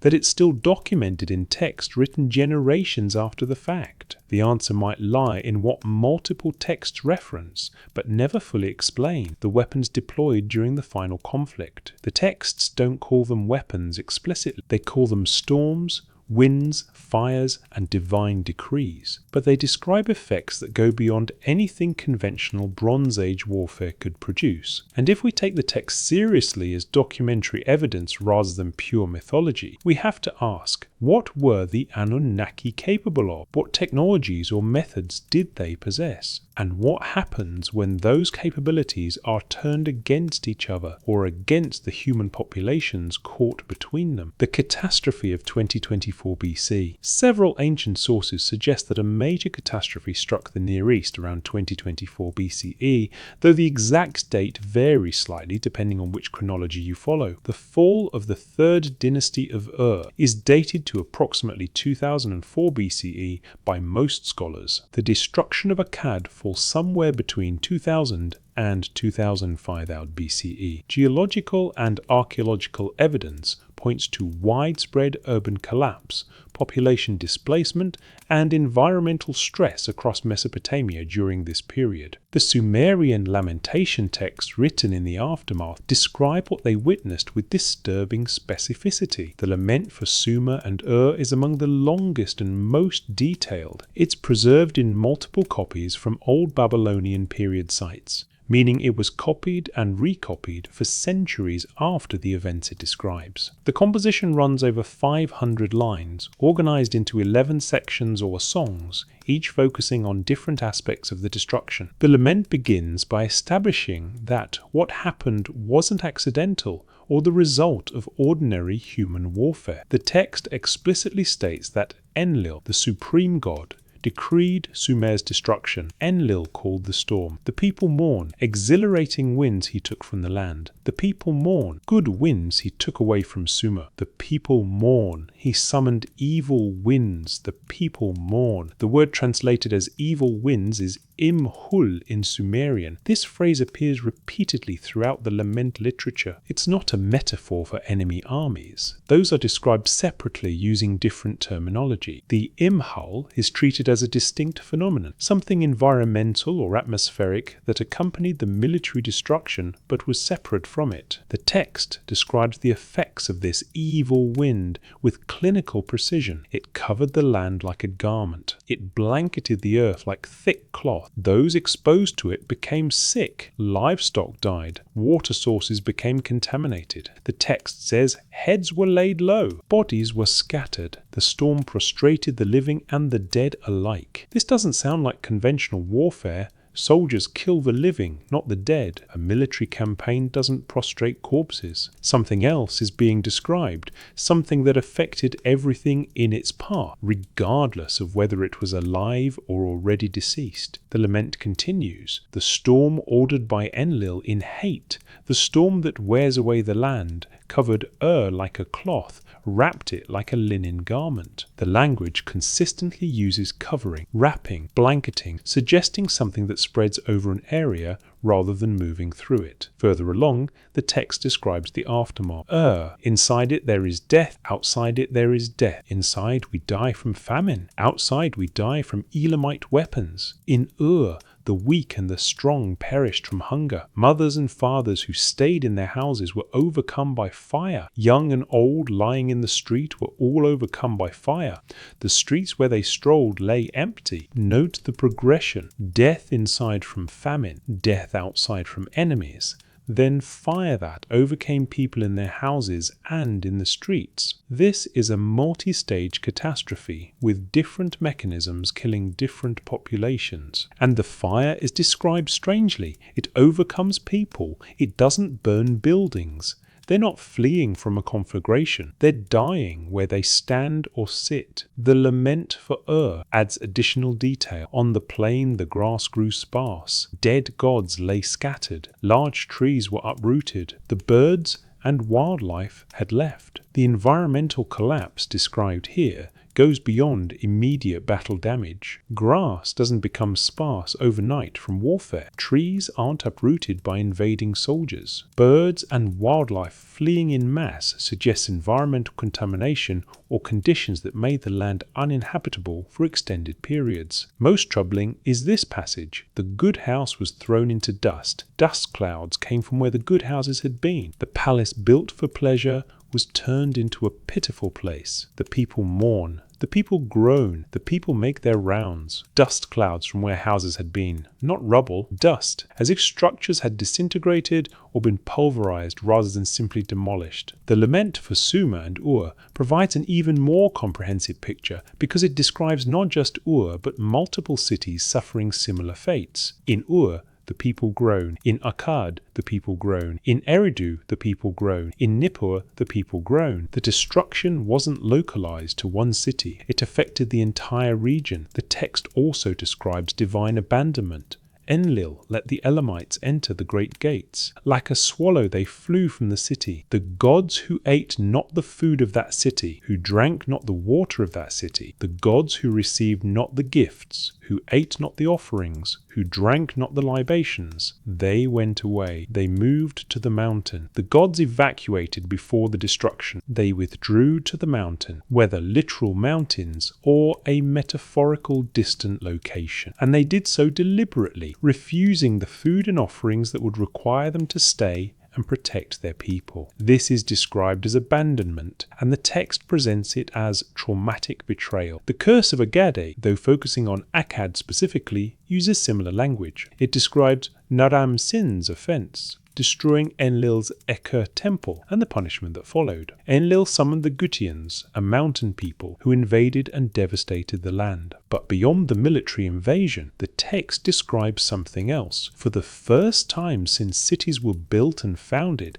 the great agricultural fields grew no grain, the flooded fields grew no fish, the irrigated gardens produced neither honey nor wine, the gathered clouds did not rain, the vegetation did not grow. At that time, 1 shekel of oil was only half a quart. 1 shekel of grain was only half a quart. This describes systematic agricultural collapse across the entire region. Grain doesn't grow. Fish disappear from flooded fields. Gardens produce nothing. Rain doesn't fall. Vegetation doesn't grow. And the commodity prices at the end indicate economic catastrophe. A shekel normally bought far more than half a quart, suggesting hyperinflation and complete market breakdown. The text continues, the people were bought for half a shekel. A child was bought for 1/3 of a shekel. In those days, the great fields and meadows had no one in charge of them. In those days, no one worked the fields. No one placed a shovel in the fields.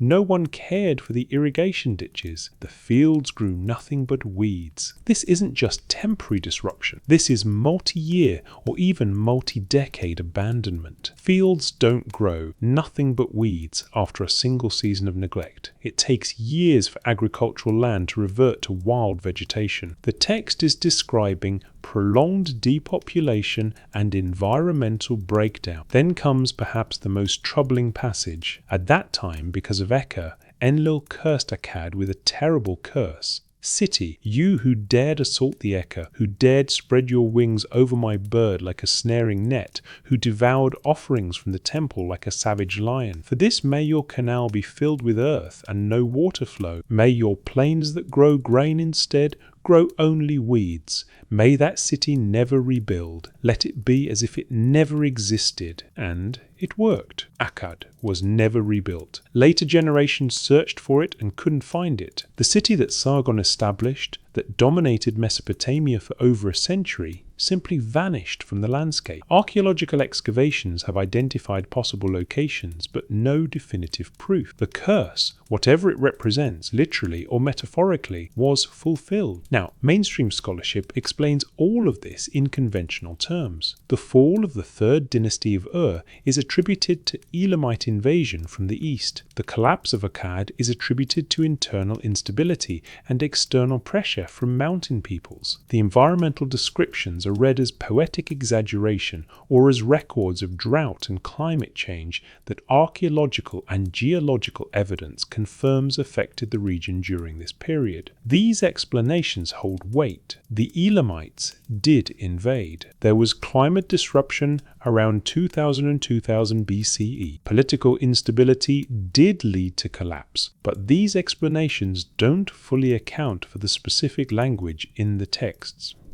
Why describe the destruction as authorized by Enlil if it was simply a military defeat? Why repeatedly mention the evil wind as distinct from enemy armies? Why describe effects? Dust clouds where buildings stood, corpses and living both prostrated, birds and wildlife fleeing, multi-generational agricultural collapse that go beyond anything conventional warfare produces. If we return to the framework that these texts preserve memory of Anunnaki conflicts, a different picture emerges. What if the catastrophe around 2000 BCE wasn't purely human warfare, but included divine warfare? What if weapons or capabilities beyond Bronze Age technology were deployed? The texts don't call them weapons. They don't use explicit technological language, but they describe effects. Widespread environmental contamination, something that blankets an area and kills everything exposed to it, fires that overcome people without burning buildings,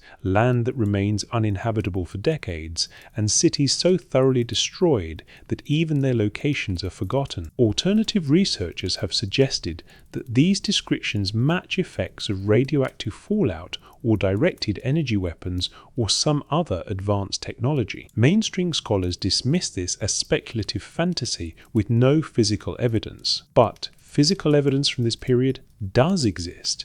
It's just ambiguous. Archaeological work at multiple sites shows destruction layers from around 2000 BCE. At excavations revealed massive burning and demolition. At Nippur, sections of the city were abandoned and not reoccupied for generations. At sites throughout southern Mesopotamia, the 3rd dynasty level shows catastrophic disruption followed by population decline. Environmental evidence confirms drought and climate stress. Core samples from lakes and seas in the region show evidence of a major aridification event around 2200 BCE that lasted for centuries. This would explain the agricultural collapse the texts describe. Yet the texts insist this wasn't just climate change, it was divine judgment. They insist the gods authorized this. They withdrew protection, summoned enemies, and deployed evil wind. They describe it in language that separates environmental catastrophe from military invasion, even while acknowledging both were present. If the Anunnaki factions had been moving toward confrontation for centuries, if Enki's protection of humanity had created permanent divisions, if conflicts over the Tablet of Destinies and territorial jurisdiction had repeatedly destabilized their hierarchy, then around 2000 BCE, something brought the tensions to a breaking point. The texts preserve clues about what that might have been. They describe gods abandoning cities not defeated and forced out, but deliberately choosing to leave. They describe systematic destruction authorized at the highest levels. They describe environmental effects that went beyond normal warfare. And they describe a fundamental shift. After this catastrophe, direct divine rule never fully returned. Human kings ruled human cities, and the Anunnaki, if they remained at all, did so at a distance. What could cause such a radical change? What would make the gods who had governed directly for thousands of years suddenly withdraw? One possibility, they destroyed each other. The final war wasn't gods versus humans, but gods versus gods, with humanity caught in the crossfire. The weapons deployed were so devastating that even the victors couldn't remain. The land was too damaged, the cost was too high, and so they left. Another possibility, they were defeated. Some force or faction managed to drive the Anunnaki out entirely. The texts hint at this without stating it explicitly. There are references to divine retreats, to the mountain, to gods fleeing or hiding, to power structures collapsing. A third possibility, they had no choice. Something external forced them to leave. Perhaps a directive from higher authority, Anu, Tor, or environmental conditions that made Earth uninhabitable for them, even if survivable for humans, or a realization that continued presence would lead to mutual destruction. The texts don't provide enough clarity to definitively choose among these options, but they do make clear that what happened around 2000 BCE was catastrophic, multi-layered, and involved divine agency in ways that changed everything that came after. And some of those changes involved specific weapons or phenomena that the text reference repeatedly, objects and forces that seem to have played central roles in the conflicts, but that the literature never fully explains. The Lugale describes Ninurta gathering stones with extraordinary properties after his victory over Anzu. The Era epic describes Marduk possessing weapons that needed to be cleansed and repaired, weapons so dangerous that even preparing them for use caused destruction. The Lament texts describe fire that overcomes without burning, and wind that kills without physical force. If we're going to understand what the texts claim happened during the Anunnaki's final conflicts, we need to look more closely at what they say about the capabilities and weapons involved, even if doing so pushes us into territory that mainstream scholarship refuses to seriously consider. The weapons that should not exist. The Lugal-E, a Sumerian composition of over 700 lines, describes Ninurta's campaign against a mountain rebellion and his subsequent organization of stones. The text dates to the early 2nd millennium BCE, though the events it describes are placed in the mythological past. Most scholars read it as political allegory or nature poetry, but the specific details are strange enough to warrant closer examination. After defeating the warrior Asag and his stone army, Ninurta tours the battlefield and encounters various types of stones and minerals. He judges each one, assigning it a fate, based on its behavior during the battle. Stones that supported him receive blessings and useful properties. Stones that opposed him receive curses and are rendered useless or dangerous. The list is extensive and oddly specific. Ninurta blesses the Sadin stone. You are fit to be used in apportioning silver and lapis lazuli. He curses the Isai stone. No one will value you. He addresses the Kejina stone. Like a dog that eats its own vomit, like a pig wallowing in its own excrement, you shall never be purified. Some of these stones receive properties that sound technological rather than merely symbolic. The Jusu stone is blessed to illuminate the darkness. The Algamesh stone is cursed to burn like fire. The Isi diorite is blessed for use in making statues and grinding implements. The Haktam stone is assigned to make the waters pure. One passage stands out. Ninurta addresses a stone called the Gug. You shall be the stone of the great divine powers, fit for the hand of the Lord. No other stone shall be placed before you. You shall be feared like the god Utu. The Gug stone is described as having properties so valuable and dangerous that special protocols govern its handling. What stones or minerals have properties dangerous enough to require restricted handling? In the Bronze Age, the obvious answer would be toxic minerals. Cinnabar, mercury ore, Ralgar arsenic compound, or radioactive minerals like pitchblende. But would the Sumerians have had concepts for radioactivity or chemical toxicity in the modern sense? The text doesn't explain the Gug stone's properties. It simply states that it's exceptionally powerful, requires careful handling, and is associated with divine authority. The same vagueness appears throughout the stone. Blessing section effects are described, but mechanisms aren't explained. The Era Epic, preserved in multiple copies dating from the 1st millennium BCE, describes a different category of concerning objects,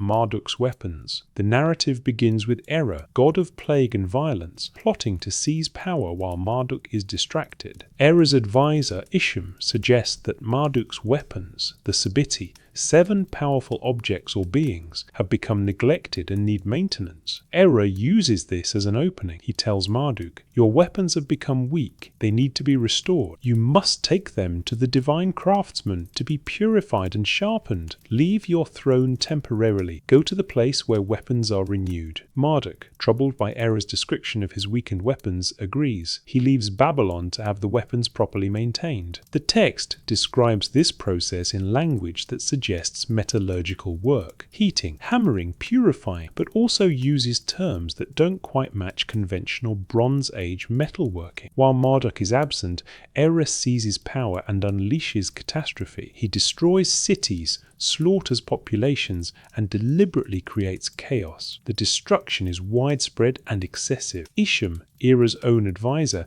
eventually convinces him to stop, pointing out that the devastation has gone too far and will reflect badly on Era himself. When Marduk returns and sees what happened, he's horrified. The text describes him surveying the damage, mourning the destruction, and condemning Era's actions. But the damage is done. Babylon has been devastated. Mesopotamian civilization has been disrupted, and the text makes clear that this wouldn't have happened if Marduk's weapons had been functional, if he hadn't been deceived into leaving them vulnerable to maintenance or theft. What weapons require such careful maintenance that their absence creates a power vacuum? What weapons are dangerous enough that their mere preparation causes collateral destruction? The text doesn't specify. The Sabiti are sometimes described as demons, sometimes as physical objects, sometimes as both simultaneously. They're associated with plague, fire, and storm forces that kill indiscriminately and spread beyond their intended targets. The Epic of Gilgamesh contains another troubling reference. When Gilgamesh and Enkidu kill Humbaba, guardian of the cedar forest, they take his radiances or auras. The text uses the Akkadian word melamu, which translates as divine splendor or terrifying radiance. These melamu are described as physical objects that Humbaba wore or possessed. After his death, Gilgamesh distributes them to various gods. The word Melamu appears throughout Mesopotamian literature associated with divine beings and sacred objects. It's consistently described as something visible, radiant, and fear-inducing. Gods possess Melamu, and in some contexts, exposure to Melamu without proper protection is dangerous or fatal. Is this metaphorical language for divine authority? Probably, in most cases. But the consistency with which the term appears, the descriptions of it as something that can be removed or transferred, and the association with danger suggest it might reference something more concrete. Perhaps a technology or phenomenon the Sumerians observed but didn't fully understand. The lament for Ur describes weapons deployed during the city's destruction in similarly vague but troubling terms. The storm forced the inhabitants to gather in holes. It was the storm that annihilated. The great storm from heaven, whose terrifying howl resounded, which destroyed the cities and houses, whose searing heat consumes the land. Searing heat that consumes isn't normal fire. Fire burns. It doesn't radiate heat that consumes things at a distance. The language suggests something like intense thermal radiation, the kind of heat that killed by exposure rather than by direct contact with flame. Another passage from the same text. That day, the storm. The people were afraid. They could not flee. A storm cyclone howled above. Below, famine raged. Death loomed. The storm's fiery heat scorched the necks of people, made them faint. Heat that scorches necks specifically, that makes people faint before killing them, that comes from above but doesn't require direct flame contact. This doesn't sound like conventional warfare. It sounds like exposure to intense radiation or directed energy. The Curse of Agade contains perhaps the most explicit description. The city turned into dust. Birds flew away. Fish floated dead in the water. The land became white with salt. No green thing grew. The water became poison. Even looking at the ruins made people sick. Making people sick just from looking at ruins is extraordinary. Normal battle damage doesn't cause illness from visual exposure, but radioactive contamination or chemical weapons residue could. Salt accumulation suggests either soil poisoning or the result of irrigation system collapse, but the land became white with salt. Suggests rapid, extensive salinization beyond what natural processes produce. The texts consistently describe three phenomena. First, environmental effects that persist long after the immediate destruction. Land remaining uninhabitable, water sources contaminated, vegetation not growing for years or decades. This suggests either severe soil-water contamination or repeated applications of destructive force over extended periods. Second, heat or radiation effects that kill without visible fire people, overcome, while sitting in their houses, corpses and living prostrated alike, birds and wildlife fleeing in mass before human populations even recognize danger. This suggests exposure to something invisible that causes immediate physiological distress. Third, materials or objects with dangerous properties requiring special handling. The Gug stone feared like a god, Marduk's weapons requiring specific maintenance protocols, Humbaba's Melamu causing fear and potential harm, the evil wind that spreads like cloth and kills everything it covers. Mainstream scholarship interprets all of this as poetic language describing normal ancient warfare, natural disasters, and the psychological impact of military defeat. Cities burned. People died. Survivors traumatized by the experience recorded their memories in heightened metaphorical language. Drought and climate change made the land less productive. Enemy invasions disrupted society. The texts preserve these memories but filter them through mythological frameworks that attribute agency to gods rather than acknowledging purely human or natural causation. This reading is entirely defensible and probably correct from a conventional historical perspective. But if we entertain the alternative framework that the Anunnaki were real entities with capabilities beyond Bronze Age technology, and that these texts preserve documentation of conflicts involving those capabilities, then the language takes on different significance. The descriptions would represent attempts by Bronze Age scribes to document phenomena they witnessed, but couldn't fully explain. They didn't have vocabulary for radiation, chemical contamination, or directed energy. They described what they saw in terms available to them: divine fire, evil wind, searing heat from heaven, stones with dangerous properties, weapons that required special maintenance. The consistency of descriptions across multiple texts from different time periods and locations suggests these weren't individual inventions but recurring observations. The evil wind appears in the lament for the lament for Sumer, and the curse of Agade, and references in other composition. The concept of stones with special properties appears in the Lugal, and in technical texts about minerals. References to dangerous divine weapons appear in the Era epic, the Anzu epic, Gilgamesh, and other narratives. If these describe real phenomena, the implications are staggering. It would mean the Anunnaki possessed technology or capabilities significantly more advanced than Bronze Age humans. It would mean their conflicts involved weapons that produced effects we would associate with modern or futuristic warfare: thermal radiation, area effect contamination, environmental destruction lasting decades. And it would mean that around 2000 BCE, these weapons were deployed extensively enough to devastate multiple cities across Mesopotamia, to poison land and water, to cause environmental collapse, and to force divine and human populations to evacuate affected areas. The texts themselves can't prove this interpretation. They're ambiguous enough to support multiple readings, but they're also specific enough that dismissing them entirely as pure fantasy requires ignoring consistent patterns across dozens of independent sources. What we can say with certainty is that something catastrophic happened around 2000 BCE. Cities fell, civilization collapsed, the environment became hostile, populations declined, and the survivors who recorded what they witnessed used language that, whether metaphorical or literal, consistently describes effects beyond anything conventional Bronze Age warfare should produce. They also recorded something else: predictions, systems for interpreting signs and forecasting future disasters. And some of these records, only recently deciphered, add another layer to our understanding of what the Mesopotamians believed was coming, or what they remembered had already happened: the omens they left behind. In 2024, researchers announced the translation of a set of cuneiform tablets that had sat in museum storage for over a century. The 4 tablets, originating from the Old Babylonian period around 1800 BCE, are catalogue indexed at the British Museum as part of the Sipar collection. They contain Omen texts, specifically predictions based on lunar eclipse observations. Omen literature is well known in Mesopotamian studies. The ancient scribes believed that celestial events, animal behavior, birth defects, and unusual occurrences could predict future events. Massive compendia of omens were compiled. If X happens, then Y will follow.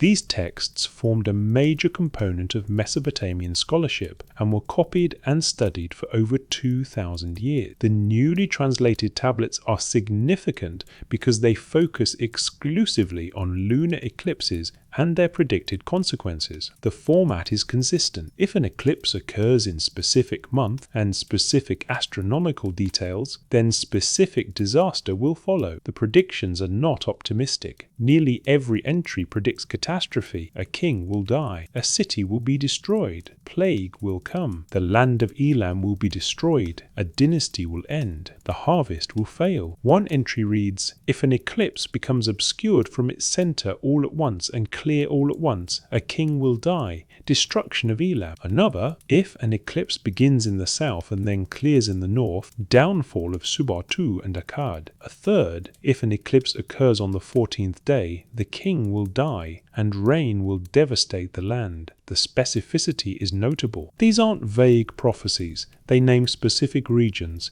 Elam, Akkad, Subartu, specific months, specific eclipse characteristics, and specific outcomes. The tablets read like disaster prediction manuals, suggesting that the Babylonian scholars who compiled them believed eclipses reliably preceded major catastrophes. Why would they believe this? The standard explanation is that eclipses were frightening celestial events that ancient peoples didn't understand, so they associated them with divine anger and predicted disasters as a form of religious interpretation. But that explanation doesn't account for the specificity or the fact that these Omen compendia were maintained and refined for millennia. If the predictions never came true, why continue the system? The Omen texts weren't religious mythology. They were technical documents used by professional scribes and diviners who advised kings on policy decisions. If the system didn't work, it would have been abandoned. One possibility, the predictions were self-fulfilling. Kings who heard eclipse omens predicting their death might make poor decisions out of fear, leading to outcomes that confirmed the prediction. Or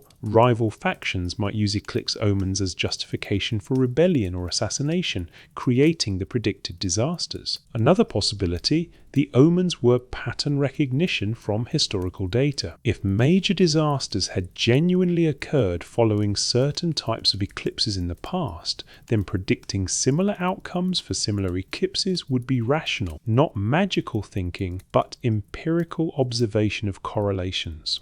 If catastrophic conflicts among the Anunnaki had actually occurred, and if those conflicts had been preceded by celestial events, whether coincidentally or because the Anunnaki timed their actions according to astronomical cycles, then subsequent generations would notice the correlation. Eclipse patterns that preceded previous disasters would be treated as warning signs of similar future disasters. The Omen texts would then represent historical memory encoded as predictive systems. The scribes weren't inventing associations between eclipses and catastrophes. They were recording patterns observed across centuries of data. This framework would explain the extraordinary consistency and longevity of Mesopotamian Omen literature.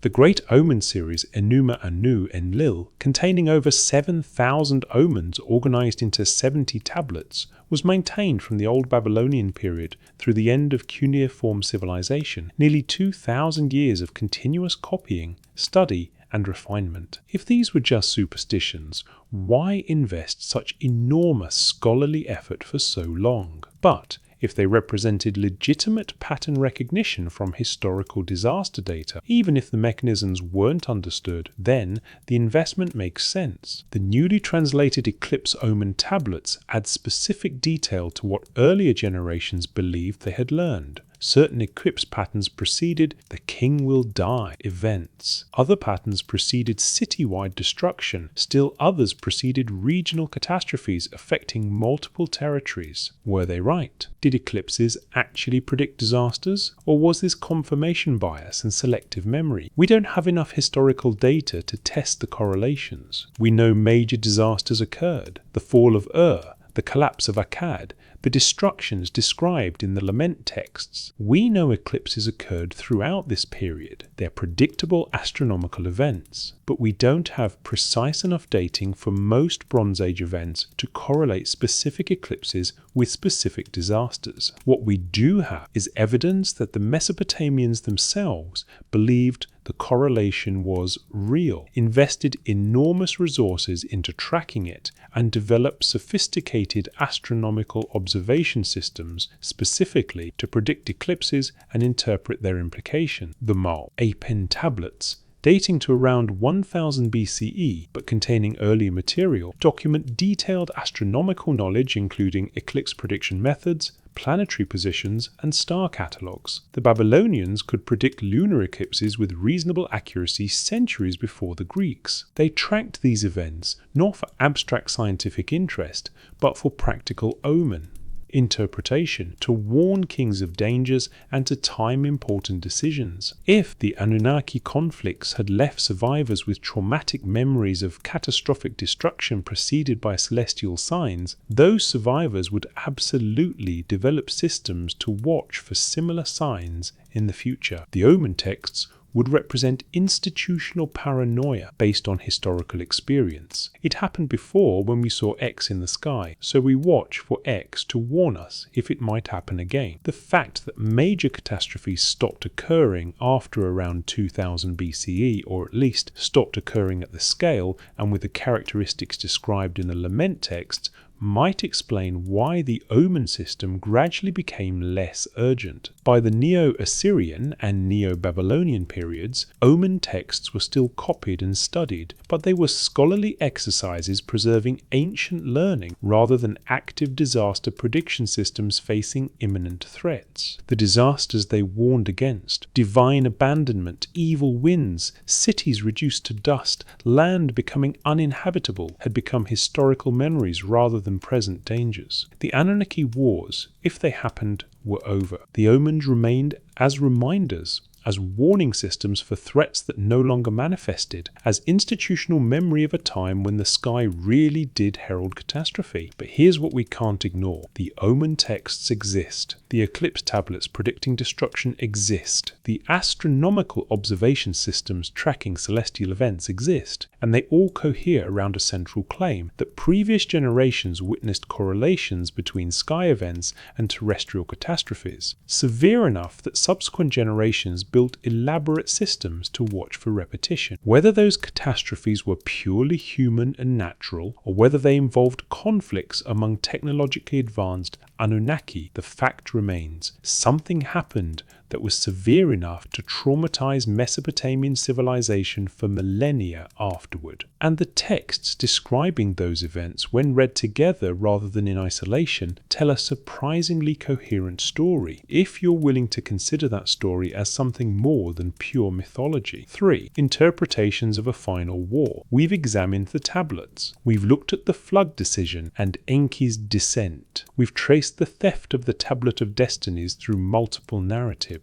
We followed territorial conflicts from Inanna's descent to the underworld to the gods abandoning their cities around 2000 BCE. We've catalogued references to weapons and phenomena that seem to exceed Bronze Age capabilities. And we've noted the Omen systems suggesting previous generations witnessed catastrophic events they desperately wanted to predict and prevent from recurring. Now we face the question, what does all this evidence actually mean? 3 major interpretations present themselves, each with merits and limitations. Interpretation 1. Pure mythology and symbolism. The mainstream scholarly consensus reads these texts as mythology serving theological, political, and psychological functions rather than historical documentation. In this reading, the Anunnaki represent natural forces and political power personified as deities. The flood narrative explains geological evidence of ancient flooding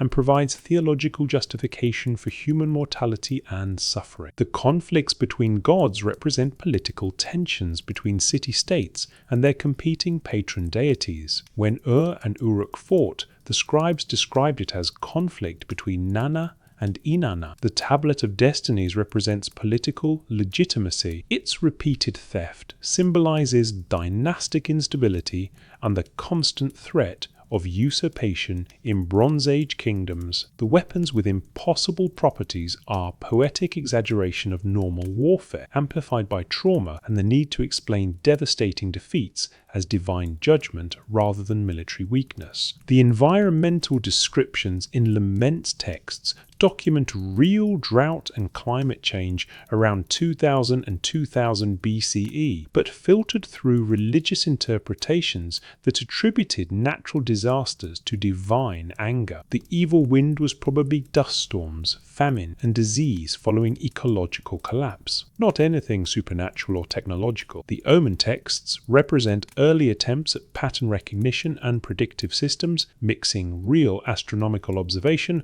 with confirmation bias and the human tendency to find meaning in coincidence. They persisted because they were institutionally embedded, not because they worked. In this framework, the Anunnaki's final war is metaphor for Bronze Age collapse. The systemic failure of political, economic, and environmental systems around 2000 BCE that ended Sumerian civilization and forced cultural transformation. The gods abandoning their cities means the political and religious institutions failed. The texts preserve traumatic cultural memory, but they're not describing literal divine beings or advanced technology. This interpretation has the weight of mainstream scholarship behind it. It requires no assumptions beyond what we already know about Bronze Age societies, religious mythology, and human psychology. It's coherent, defensible, and probably correct from a conventional historical perspective, but it requires reading virtually every specific detail in the texts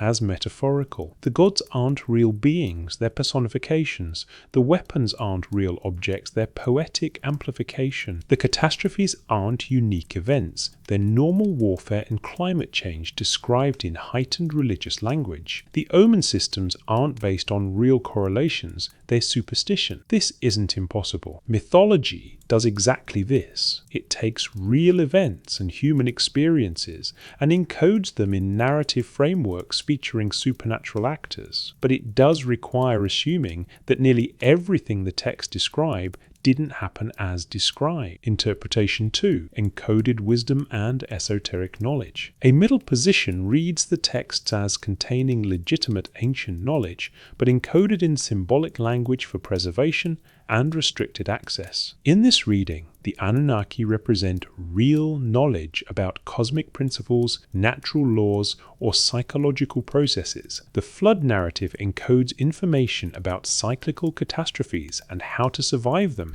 The conflicts between gods represent opposed principles: chaos versus order, innovation versus tradition, centralized authority versus distributed power. The Tablet of Destinies represents understanding of how reality operates. Whoever possesses true knowledge of cosmic law can shape outcomes. Its theft represents the danger of knowledge falling into unwise hands. The weapons represent understanding of forces that can both create and destroy: agricultural knowledge, metallurgy, astronomy, medicine, all of which have constructive and destructive application. The environmental descriptions preserve knowledge about ecological collapse, showing what happens when natural systems are pushed too far. The texts function as warning literature. This is what happened when balance was lost. Don't repeat these mistakes. The omen systems represent sophisticated astronomical knowledge encoded in predictive frameworks. The correlation between celestial events and terrestrial disasters reflects real understanding of solar and lunar cycles affecting weather, agriculture, and human behavior. Not magical causation, but genuine environmental science. In this framework, the Anunnaki's final war represents the consequences of lost balance: ecological, political, psychological, or spiritual. The texts aren't describing literal battles between gods, but encoding lessons about what happens when complementary forces become adversarial, when cooperation breaks down into conflict, when systems designed for harmony tear themselves apart through internal contradiction. This interpretation has appeal because it takes the text seriously while avoiding literal, supernatural claims. It suggests ancient Mesopotamians were sophisticated thinkers encoding genuine knowledge in narrative form. It explains why the texts were preserved so carefully. They contain valuable information worth transmitting across generations. But it requires assuming the texts are deliberately esoteric, that their surface meaning is intentionally misleading, and that their real value lies in symbolic interpretations we must decode. This puts modern interpreters in the position of claiming to understand meanings the texts never explicitly state, a methodology vulnerable to projection and confirmation bias. Interpretation 3. Historical documentation of actual events. The alternative framework takes the texts at closer to face value. They document real events involving real entities called Anunnaki, who governed Sumerian civilization before and after the flood, whose internal conflicts escalated over centuries, and whose final confrontation confrontations around 2000 BCE were catastrophic enough to end their direct rule. In this reading, the Anunnaki were physical beings, whether advanced humans, long-lived hominids, extraterrestrial visitors, or something else entirely. They possessed technology significantly beyond Bronze Age capabilities. They established the first Mesopotamian city. They genetically modified or culturally uplifted Homo sapiens into civilization. They ruled directly for millennia. The flood was a real global or regional catastrophe that the Anunnaki Council authorized, but that Enki undermined, preserving human lineages. This created permanent factional division, those who accepted humanity's survival and those who resented it. The Tablet of Destinies was a real object conferring authority through technological or administrative control, perhaps a physical control system, a genetic key, a master access code, or a document of legitimacy that other Anunnaki recognized and deferred to. The conflicts describe actual political crises and territorial disputes among Anunnaki factions with different agendas. Inanna really did invade Ereshkigal's territory and was killed, rescued through Enki's intervention. Anzu really did steal authority symbols from Enlil and had to be defeated militarily. Era really did seize power when Marduk was vulnerable. The weapons and environmental effects documented in lament texts represent technologies we don't fully understand, possibly nuclear, radiological, biological, or based on principles we haven't discovered. The descriptions match effects of advanced weapons, not because scribes were prescient or coincidentally accurate, but because they were documenting what they witnessed. The catastrophe around 2000 BCE was the final phase of Anunnaki civil war. Factions loyal to Enlil, favoring human reduction, fought factions loyal to Enki, favoring human preservation. The conflict escalated to deployment of devastating weapons. The victors were Pyrrhic. The land was too damaged, the cost too high, the divisions too deep to continue direct rule. The Anunnaki withdrew, leaving humanity to govern itself. The Omen systems preserved knowledge that previous catastrophes had been preceded by celestial signs, either because the Anunnaki timed military operations according to astronomical cycles, or because cosmic events affected Anunnaki capabilities or psychology, or simply by coincidence that was noticed and recorded. This interpretation requires accepting that technologically advanced, non-human or semi-human entities governed early Mesopotamia, that they possessed capabilities we would consider advanced or miraculous, that they fought wars using those capabilities, and that Bronze Age texts preserve accurate documentation of these events, even though mainstream archaeology and history reject this framework entirely. The evidence supporting this interpretation is circumstantial. The texts say these things happened. Archaeological evidence shows catastrophic destruction in the right time period, and some textual descriptions sound more like advanced technology than Bronze Age capabilities. But circumstantial evidence isn't proof. The texts could be accurate about events while being wrong about causes. The catastrophes could have been purely human and natural despite religious attributions to divine agency. This interpretation is favored by alternative researchers and rejected by mainstream scholarship as pseudo-history lacking physical evidence and requiring assumptions not supported by the broader archaeological record. Which interpretation is correct? The honest answer: we don't know. Each framework makes sense internally. Each explains the textual evidence according to its own assumptions, and each has limitations. The mythological interpretation requires reading virtually everything as symbolic, which might underestimate Bronze Age people's descriptive accuracy. The esoteric interpretation requires assuming hidden meanings the texts never explicitly claim to contain, which might overestimate Bronze Age people's deliberate encoding of abstract knowledge. The literalist interpretation requires assuming capabilities and events for which physical evidence is absent or ambiguous, which might overestimate the text's factual accuracy and underestimate their theological and political biases. What we can say with confidence: the texts exist. They describe describe divine conflicts escalating over centuries. They document catastrophic destruction around 2000 BCE. They preserve consistent patterns across multiple independent sources. They were taken seriously enough that copies were made for over 1,000 years, and they describe a system of divine governance that fractured, collapsed, and ended during datable historical periods. Whether that system was metaphorical, symbolic, or literal, it changed. The third dynasty of Ur fell. Sumerian language died. Political power reorganized. Direct, temple-based theocratic governance gave way to more secular kingship models. Something fundamental shifted in how Mesopotamian civilization operated. The texts attribute this shift to divine decision. The gods chose to withdraw. They abandoned their cities. They stopped intervening directly in human affairs. And after around 2000 BCE, the relationship between divine and human governance became more distant, more mediated through ritual, and less through direct presence. If the Anunnaki were real entities, they left. If they were metaphors for political systems, those systems collapsed. If they were encoded knowledge, that knowledge became less accessible. Regardless of interpretation, the texts document transition from one era to another, marked by catastrophic destruction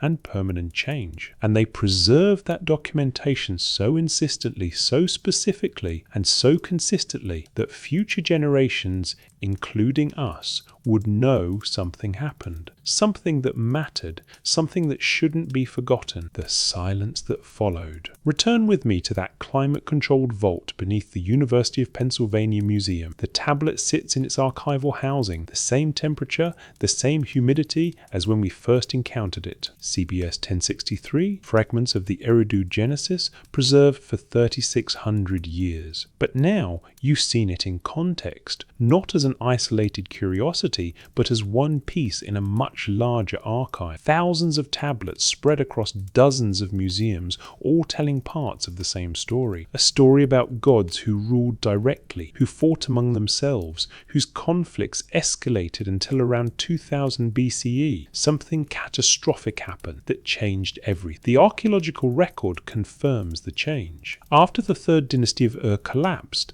Mesopotamian civilization rebuilt, but differently. Cities remained, but political structures reorganized. Sumerian ceased being spoken, preserved only by scribes in schools. New dynasties rose. Babylonian, Assyrian, Persian, but none claimed direct divine kingship in quite the same way the earlier Sumerian kings had. The gods remained in the religious literature. Temples still stood. Priests still performed rituals, but the quality of divine interaction had changed. The gods no longer walked among humans. They no longer ruled cities directly. They became more distant, more abstract, more symbolic. Later, Mesopotamian texts acknowledge this shift. Prayers from the first millennium BCE often lament divine absence. How long, O gods, will you remain angry? How long will you hide your faces? The tone is different from earlier literature. These aren't texts describing gods who are actively present but disagreeable. They're texts describing gods who have withdrawn, who might return but currently aren't here. From a mythological perspective, this represents theological evolution. Gods becoming more transcendent, more universal, less tied to specific locations. From a historical perspective, it represents the end of Bronze Age, theocratic city-states, and the rise of larger, more secular empires. From the alternative perspective, if we take the text claims seriously, it represents exactly what they say it represents. The Anunnaki left. They stopped ruling directly. Whether they were defeated, exhausted, mutually destroyed, recalled by higher authority, or simply chose to withdraw, the result was the same. Humanity was on its own. The texts don't celebrate this development. The Lamentations mourn divine abandonment. They describe it as trauma, as loss, as world-ending catastrophe. From the Sumerian perspective, losing direct divine governance wasn't liberation. It was terrifying. It meant vulnerability, uncertainty, the burden of self-rule without divine guidance. And yet humanity survived, rebuilt, adapted. The post-2000 BCE Mesopotamian civilizations were arguably more sophisticated than their Sumerian predecessors. Babylonian mathematics, Assyrian library systems, astronomical observations, legal codes, all flourished in the centuries after the gods supposedly withdrew. Perhaps that's the real story these tablets preserve, not just accounts of divine conflicts and catastrophes, but evidence that humanity could function independently, that we could survive the end of direct divine rule, that whatever the Anunnaki were, gods, aliens, metaphors, or misunderstood Bronze Age power structures, their departure didn't end civilization, it transformed it. The king list entries after 2000 BCE continue to record kings, dynasties, reigns, but the tone is different. These are human rulers, clearly mortal, with documented genealogies and realistic lifespans. The connection to divine authority becomes more attenuated. Kings claim divine favor, divine selection, but not divine parentage or impossibly long lives. The flood had been survived. The catastrophe of 2000 BCE had been survived, and afterward no comparable catastrophe manifested. The Omen texts kept predicting doom, kept watching eclipses for signs of returning disaster, but the disasters at the scale of the Lamentations didn't recur. Either the Anunnaki Wars really did end around 2000 BCE, with survivors withdrawing and conflict ceasing, or the confluence of factors that produced Bronze Age collapse, climate change, political instability, migration, warfare, resolved itself through societal transformation rather than total extinction. The texts were copied and studied for another 2000 years after the events they describe. Generation after generation of scribes learned cuneiform by copying the Eridu Genesis, the Atrahasis, the Lament for They preserved these narratives not as ancient history that no longer mattered, but as foundational literature that explained where they came from and what had happened to bring their world into being. The last cuneiform tablets were written in the 1st century of the Common Era. By then, Mesopotamian civilization had endured for over 3,000 years since the catastrophes of 2000 BCE. The Anunnaki, whether real or mythological, had been absent for that entire span. Their wars, if they happened, were ancient memory. Their cities were ruins. Their names survived only in scholarly texts and religious traditions, but the documentation survived. The tablets endured, and they waited in the earth for millennia until archaeologists, starting in the 1840s, excavated them, translated them, and made them accessible to modern analysis. We still don't know what really happened. We can read the texts 3 ways, and each reading makes sense according to its assumptions. We can examine the archaeological evidence, and it supports catastrophic disruption around 2000 BCE without definitively explaining cause. What we cannot do is dismiss the texts as meaningless. They're too consistent, too specific, too carefully preserved across too many centuries to be random invention. They document something, whether literal events, encoded knowledge, or cultural memory of transformative trauma, and they ask us questions. What if civilization wasn't invented but restored? What if the knowledge that produced Sumerian culture so suddenly didn't develop gradually but was transmitted from predecessors we've forgotten or never properly recognized? What if the gods were real? Not supernatural necessarily, but physical entities with capabilities we don't possess, motivations we can't fully understand, and histories recorded imperfectly in text written by humans trying to document things they witnessed but couldn't fully explain. What if the wars described weren't allegories but actual conflicts, fought with technologies that seemed miraculous to Bronze Age observers, devastating enough that their effects lingered for centuries and traumatized entire civilizations into creating warning systems so it would never happen again? Or what if none of that is true, but the texts still matter because they show us how ancient peoples understood catastrophe, how they coped with societal collapse, how they preserved memory across generations, and how they constructed meaning from trauma? All of these questions are worth asking. None have definitive answers. The tablets sit in their vaults, the wedge marks pressed into clay nearly 4,000 years ago, waiting for translators, waiting for archaeologists, waiting for someone to ask the right questions. You've listened to one interpretation of what they might mean, one way of reading the patterns, one framework for understanding why the Sumerians would write so insistently, so specifically, so consistently about gods who fought, who deployed terrible weapons, who destroyed cities, and who finally withdrew, leaving humanity to govern itself. Whether you choose to read these texts as mythology, as encoded wisdom, or as historical documentation of events that mainstream scholarship hasn't accepted, that choice is yours. The evidence has been presented, the patterns are there, the translations are available, the tablets exist. The Anunnaki's final war, if it happened, ended 4,000 years ago. The weapons are gone, the combatants have vanished, the cities they destroyed are dust, the land has healed, the gods, whether they were ever real, are silent now, but the memory remains, pressed into clay, preserved in vaults, waiting to be read by anyone willing to look closely enough, question carefully enough, and consider seriously enough what these ancient voices were trying so desperately to tell us. The story doesn't end. It just becomes your decision how to interpret it, what to do with it, whether to file it away as interesting mythology, or whether to let it reshape how you understand where we came from and what might have happened in those distant centuries when gods walked among humans and the outcome of their conflicts determined whether our species would survive. The texts have spoken. The evidence has been examined. The mystery remains open. And perhaps that's exactly as it should be.